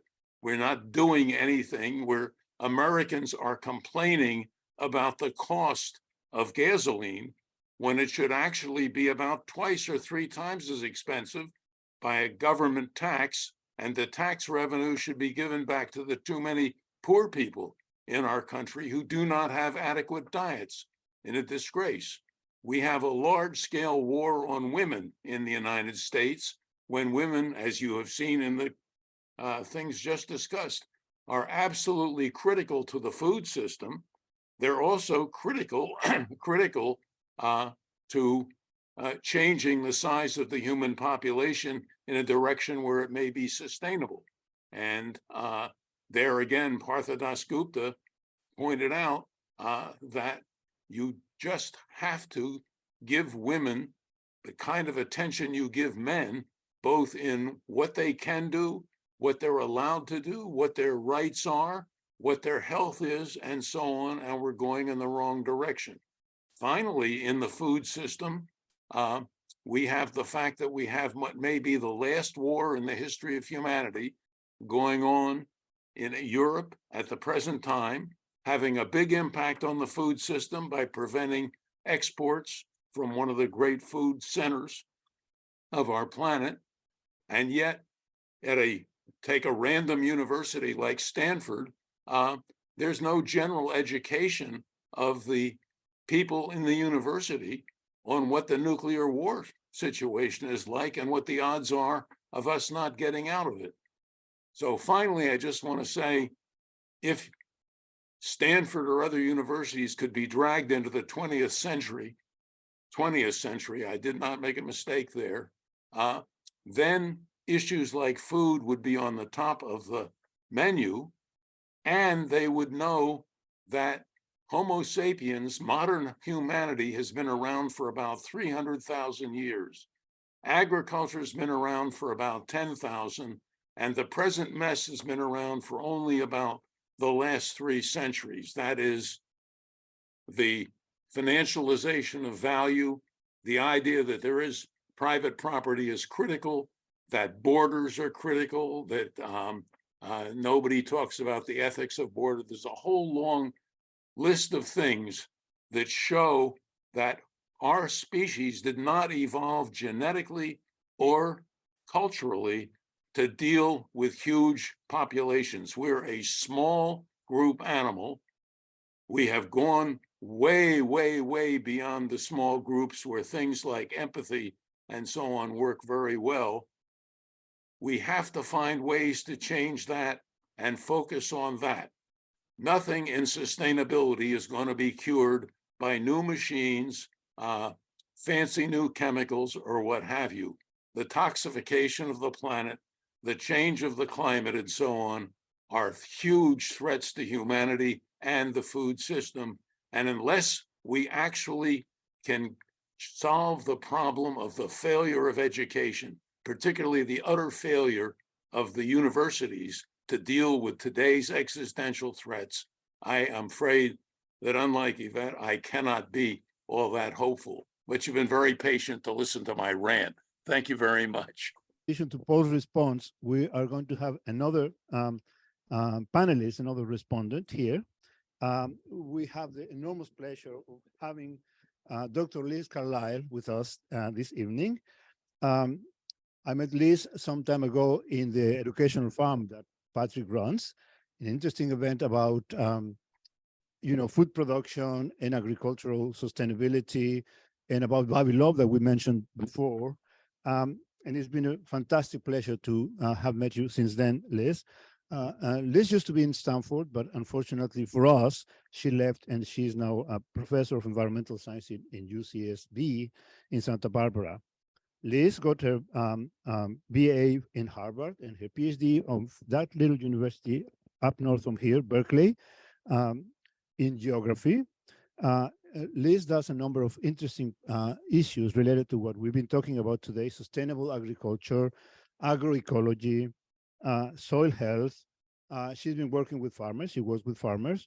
And I want to read the title of her most recent book, which I have not read, but I heard a beautiful interview when they talked about your book, Liz, and they said very nice things about your book. Your book is Healing Grounds, Climate Justice, and the Deep Roots of Regenerative Farming. So hopefully we'll hear more about that. But that interview that I heard tells me that this is going to be a fantastic book. This is a fantastic book. So Liz, can you please share your responses and comments? And then what we will do is to have Liz and everybody else, the speakers, come to these elegant chairs to organize a collective discussion. Liz, please. Thank you so much. Well, thank you so much, Rodolfo, for the invitation, and everyone in the Dirzo Lab who helped bring this all together. And I just want to echo what Paul said about the profound wisdom that our speakers shared with us this evening. It will take me more than a few minutes to digest everything that you've shared. So let's chat again in a few weeks. But for now, here, let's see, I'll back up so you can see me here as well. Hi, Paul. Hi. You're blurry. Is that you, or is the machinery blurry, or are you about actually the past few hundred years and the processes of the past few hundred years, and how we really see those echoed in what all of you shared this evening? It is Halloween. And we are in a haunted house, even though this room may not look that, but I think that the whole earth is in a sense a haunted house, in that our global food system is so very haunted by the processes of colonialism of the past few hundred years. And oh my goodness, Zach, that graphic that you shared of the imports and exports of blue foods around the world is a very clear picture, I think, of the way in which our global food system is so haunted by these colonial processes. And so, you know, colonial agricultures, by definition, are extractive. They are designed with a logic to exploit particular places and particular communities for the benefit of other places, for the benefit of other communities. And so how can we possibly establish a more reciprocal and regenerative food system and way of being with land and food if we cannot liberate ourselves from these colonial processes and in fact repair the harms of these colonial processes. So I was really glad to hear a number of references to movements that are thinking really clearly about those intersections, like the MST, like La Via Campesina, really thinking about how land justice and food sovereignty are so important to a more regenerative food system and to agroecology. And I also really appreciated, Jose, earlier when you spoke about the 7,000 years of research and researchers that gave us the incredible diversity of maize varieties that we see today. And I think that recognition of indigenous science being at the heart of agroecology and regenerative food systems is also a really important part of the process of repairing that colonial approach to the food system and that extractive approach. And so I just really appreciate this kind of thinking of these intersections of justice and regeneration, regeneration and liberation as being always, already joined together, and the ways in which those of us who care about those things can come together to build a food system that is both more just and also more regenerative and ecologically sound. So thank you so much for sharing in detail, all of you, how we can move in that direction.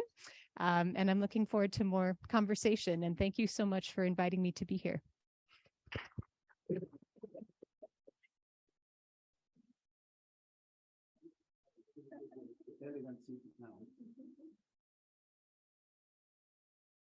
So can I have the three speakers and Liz and Paul in Zoom now interacting with the audience? If you guys have any questions or comments or any other things that you would like to extend or expand on or clarifications from what we have heard.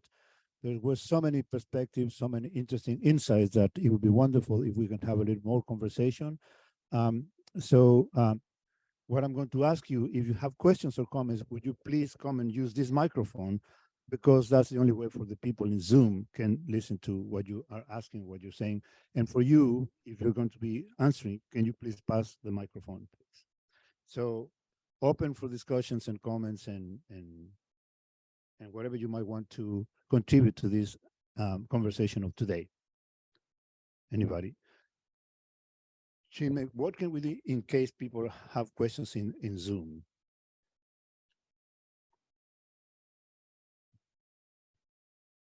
Fantastic. Yeah, but you will have to use the microphone. Thank you so much, Lisa. Tatiana Bellagio is asking a question for Jose. Can you expand a little on Campesinos seed collection that avoids diversity decrease next season? Is there seed swapping among Campesinos, or how is the process maintained? And how is it different from traditional artificial selection in Occidental history?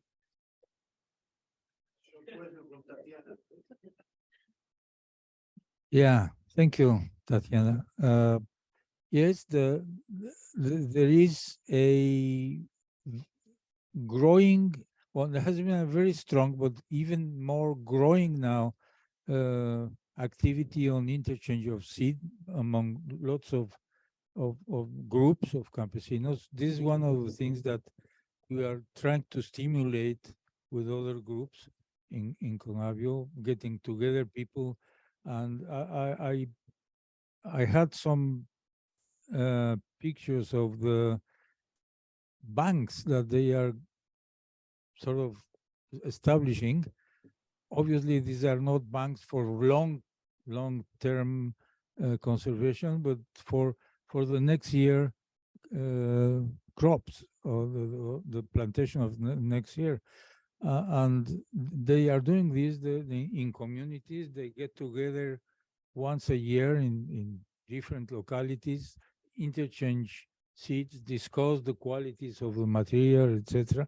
So this is something that is really starting to acquire a more, it has happened for ages, but now it is acquiring a more formal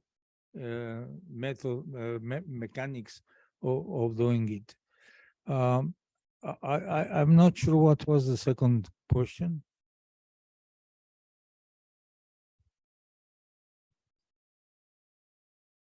Oh, well, I think this process of evolution under domestication is a world process. It happened everywhere where there was the production of crops in China, in India, in Southeast Asia, in the Andes, etc.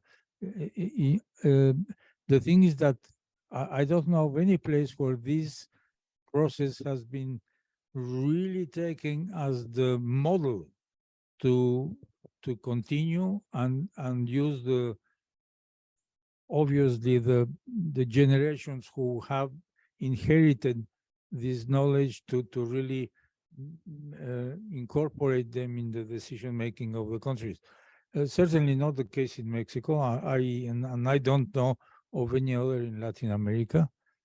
I'm not sure in other countries what's going on, but it's the same process exactly. And because it is the same process, it is surprising that this has not become a central matter of understanding and evaluating the way we generate food and the way we can do that in a more natural, sustainable way and culturally adequate to every different places in the planet. But basic biologically is exactly the same situation, but also the ignorance of this enormously important service that they have done is all over the place. Can I chime in here? Can anybody hear me?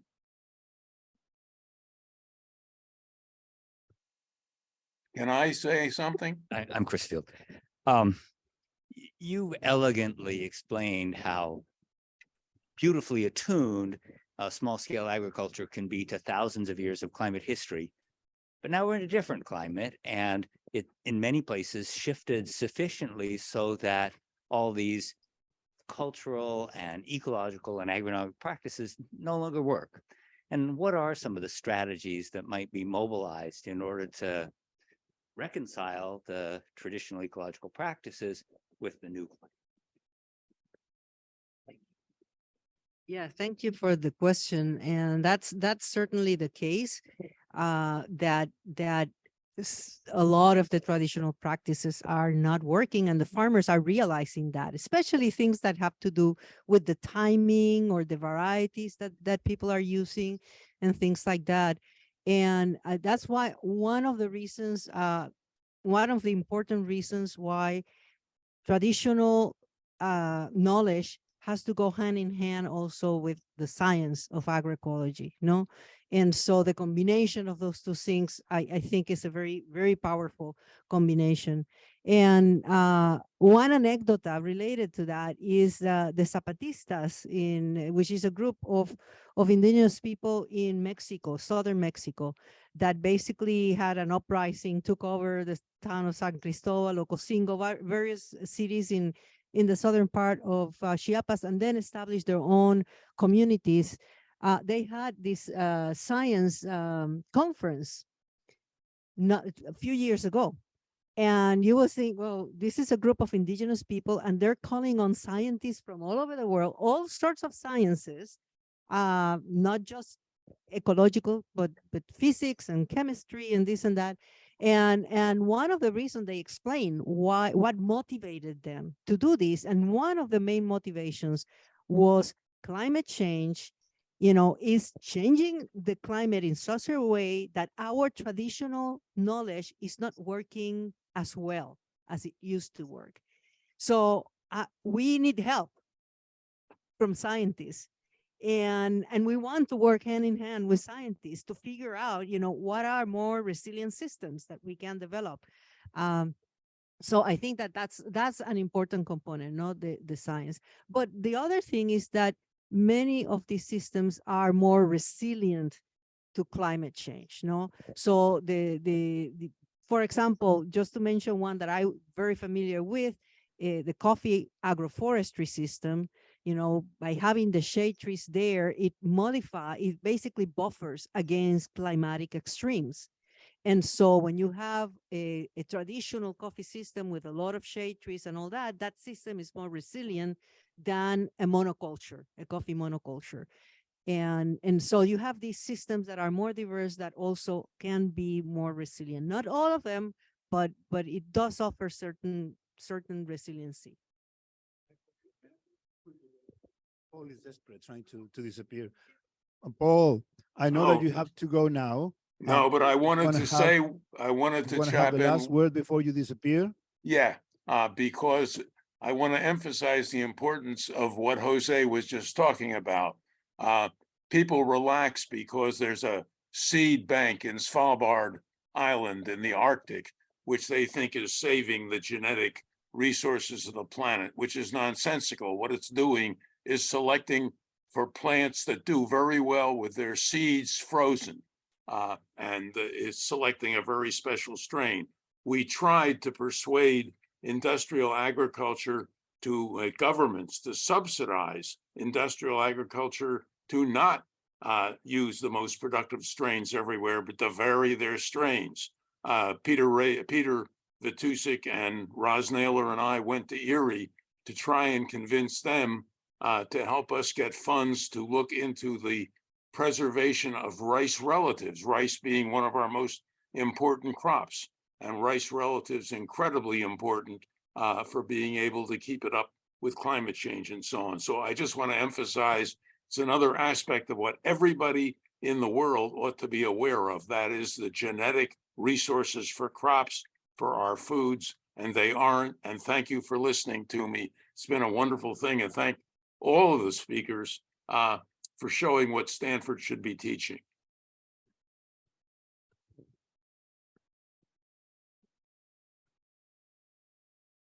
I just wanted to compliment, I beg your pardon, Yvette's answer to Chris's question is that precisely the idea to incorporate the wild relatives of the crops, which have gone through many of those changes a long time, might provide with the interaction of, let's call it modern science, the knowledge that they have, so we can find ways of responding to the difficulties that many people are having with the present day climate changes. Many of those species have gone through that kind of situation, some of them for several million years. So it will be possible to find genetic makeups that can be incorporated in the actual crops in order to have a response to those situations that seem impossible at the moment to deal with.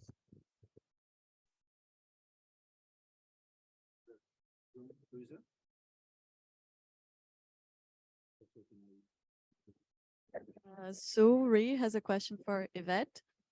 Could agroecological practices be taken up by large-scale farming? If so, how best could this come about? Yeah, another good question. And I think I'm gonna give a tentative yes, but very tentative in the sense that if you have a very large scale farm that's going to be focusing on very few crops, it's much harder to do agroecology. But you can have a large farm that adopt agroecological methods. But as I mentioned before, biodiversity, genetic diversity, as well as crop diversity, agrobiodiversity needs to be at the center of that. And so you can have a very large scale diversified farm, but agroecology is more than just the production aspect and the ecological aspect. It's also the social, the cultural, the political aspects as well. And so if you have a farm that can be agroecological in the strictly technical way, but is still exploiting farm workers, for example, or having a concentrate, dominating, let's say, the food chain and having detrimental political economic impact, that for me would not fit within what the spirit, let's say, of agroecology. I don't know if anybody else wants to give Only to also complement the fact that industrial agriculture has created artificial environments for the crops, with water where there is not, or in enough quantity, with nutrients when they have been depleted, with chemicals to deal with the bugs and the pests, etc. And you have to get rid to those and return to the what you might call the natural system, ecosystems, which are constrained, no doubt. They are constrained by the natural conditions of a place, but breaking with those constraints is what has caused the enormous costs of modern agriculture. You have to, that has to change. We probably will not be able to produce the huge amounts of corn or maize in Iowa per hectare, but you are going to produce an amount that is sustainable in the long run. And I think this is the trade that needs to be accepted by what we call the industrial agriculture or large scale agriculture. I don't know whether there's more.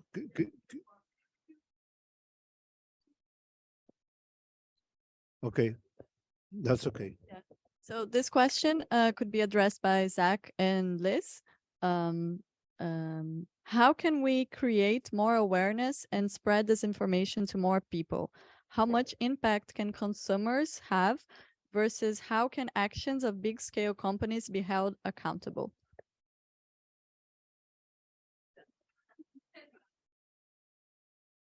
So I can speak very shortly to a fishery I know pretty well here on the West Coast, and it's a story of overexploitation and then biological sustainability, but then no supply chain. So the U.S. groundfish fishery is a fishery that extends from basically Point Conception all the way up to the Canadian border, and it was overfished really hard after the UN Law of the Sea Convention because we basically maximized our domestic fleet and created a pitfall in the 70 species managed by this trawl. And then over the next 10 years or so, we adjusted our management techniques. We limited the fishing effort, basically the number of boats on the water and the number of hooks in the sea, if you want to think of it that way, to reduce the amount of fishing, which led to an increase in the population. But in that impending 20 years, and almost all of those stocks are now totally sustainable and are actually being fished at levels way under what's biologically sustainable. So they're underfished by our statistic standards. And what's ended up happening is that in the impending time, the amount of awareness among consumers to what even is local has eroded away, partly because people are coming from other places. People don't have as much connection to the coastal communities they were in before, but that's actually led to there being a lower signal to fishers to go out and actually harvest this fish, even though they biologically sustainably could, they can't economically or profitably do so. So they just aren't fishing for anything other than a couple of species that you all probably know well, like petrale sole or black cod, if you're in the know. So other than those fisheries or those stocks within the fishery, the level of awareness is really kind of putting a damper, as well as just the supply chain has eroded over time because it's better to just go with imports. So that's one kind of quick example of what that might look like. Yeah, I think in looking at a large scale transition to agroecology and sustainable food systems, a really important lever is policy, because I think there's actually quite a lot of awareness, but there's just such a massive power imbalance and such a degree of entrenched power and sort of access to capital on the part of this sort of industrial agriculture approach in that sector. And so I'm really excited actually for those of us in the United States that we all collectively have the opportunity to reauthorize the Farm Bill in 2023, maybe 2024. Sometimes it takes a little while. This is a $500 billion piece of legislation that affects everybody in the country because we all eat. Also, 10% of Americans work in the food sector. 10% of Americans who are employed somewhere along the food chain. So there's actually a campaign that almost 200 organizations have organized to call for a transformative farm bill in this farm bill cycle. And it's really interesting because there's a number of environmental groups, but there are also major nutrition and sort of dietetics professional organizations, unions, because 10% of the employed folks in this country work in the food sector. So I think that policy lever is really, really important in terms of actual transformative change because there's just so much entrenched power at stake. So yay, getting engaged in the Farm Bill.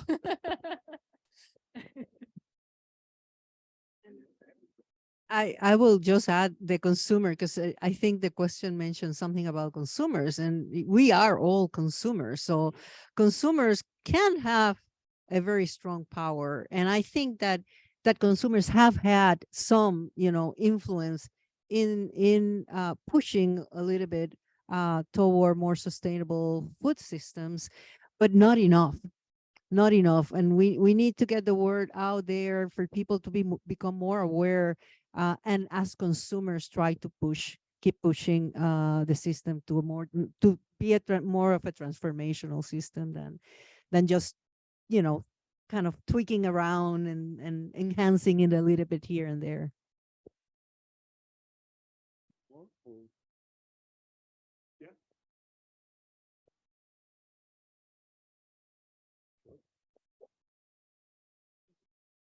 So there was a study recently about how we can feed the world.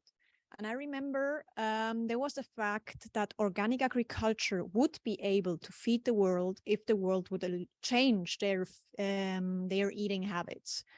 So looking at agroecological ideas in the future, what would be the next steps we would need to change in the world to be able to feed the world with those agroecological ideas? Because as you mentioned before, they are way further than organic agriculture. Well, yeah, this is a topic, that you can be here the whole day discussing this topic. But the main thing I will say is that even the United Nations, even FAO today recognize that we produce more food today. We produce more food than what we need to feed the world. Just to start there. The problem is not a problem of the amount of food that is produced. It's a problem of accessibility. It's a problem of poverty. It's a problem of, getting that food and the distribution of that food. And so I think that we actually produce more food than is enough to feed the 10 billion people that are projected to be in the year 2050. Part of the problem is that 30% of that is wasted, 30 to 50% of that is wasted, and another 30% is feed to animals and just, and we lose a lot by, in terms of the efficiency by feeding it to animals. And then we're feeding cars with it as well. And so the food, when you come to it, if you subtract all of those inefficiencies, still we produce about 2,000 to 2,500 calories per day, including, without including all that waste and all those other things. Again, it's a matter of distribution. And even if agroecological systems are less productive than industrial systems, we could still produce enough food to feed people if we have a just system, no? And if people can afford to buy the food, and if the distribution is a fair distribution, et cetera, et cetera.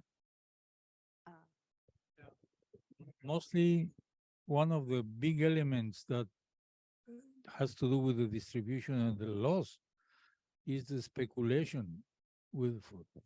And it's the monetarization of the thing, that is much better to turn the crop into the ground than to really take it out and distribute it.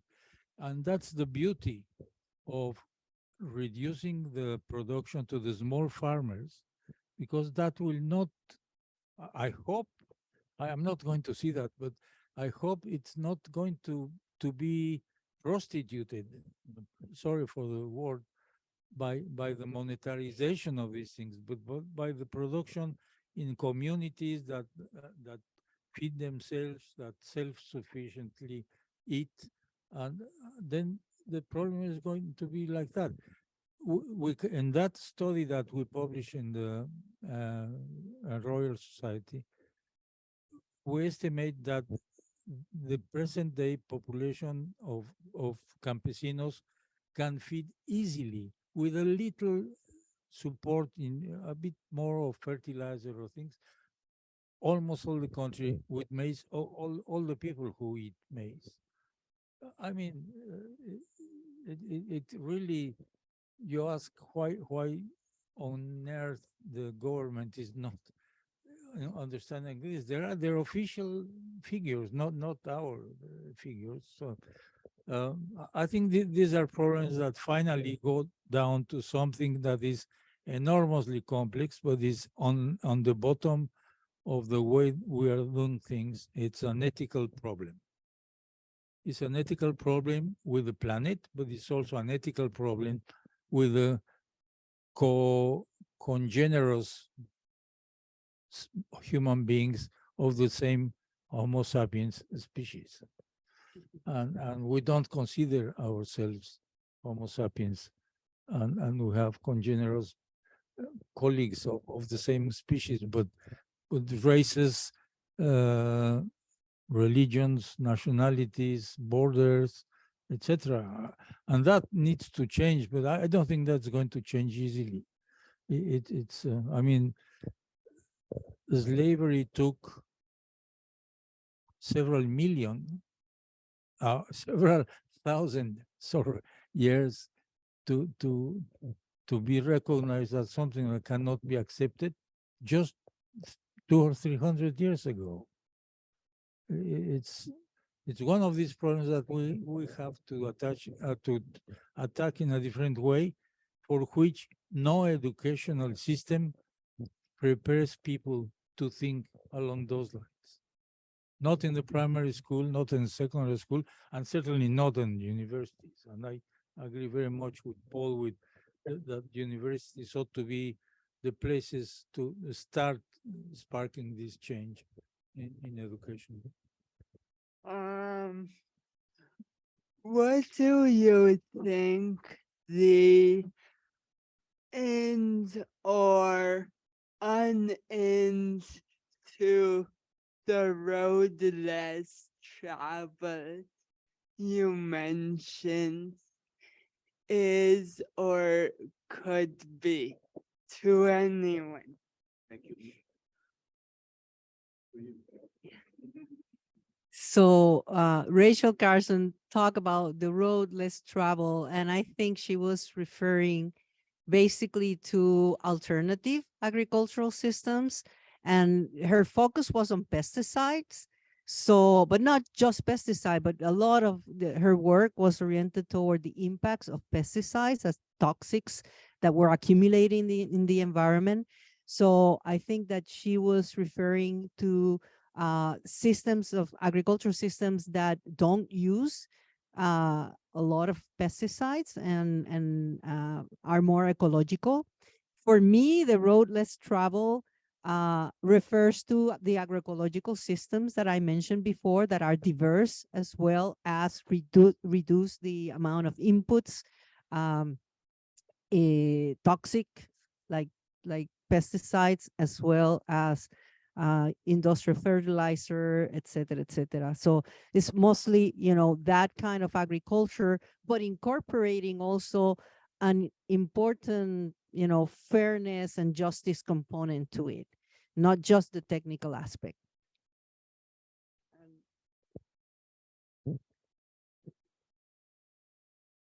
I think we should finish now because we have lots of agrobiodiversity outside for you to enjoy.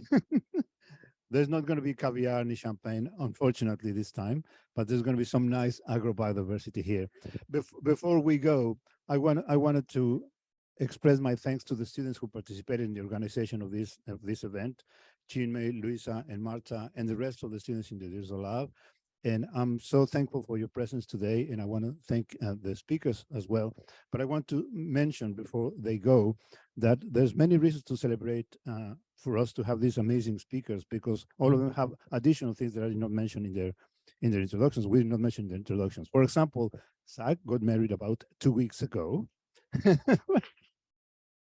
No, 2 months ago. And actually, he was in Madrid as part of his honeymoon, which is where I am teaching now. Fabulous. Liz, I didn't mention that, but in addition to everything that we mentioned that you have seen, she's an amazing folk singer as well. So I'm so sorry that we did not force you to do that today, but congratulations. And also congratulations on her recent book, which I have not read, but I'm looking forward to it. Ivette, as Chin mentioned, she was admitted to the National Academy of Sciences just recently. Congratulations, Ivette. Fantastic. And just about 3 weeks ago, Jose and I were in another meeting at UNAM in Mexico City, because we were celebrating the 50 years that when he came back to Mexico to create this revolution in ecology and conservation biology and conservation science. So congratulations to you, Jose, as well. And with that, thank you so much, everybody. Thank you for coming, and please enjoy the agrobiodiversity outside. Thanks.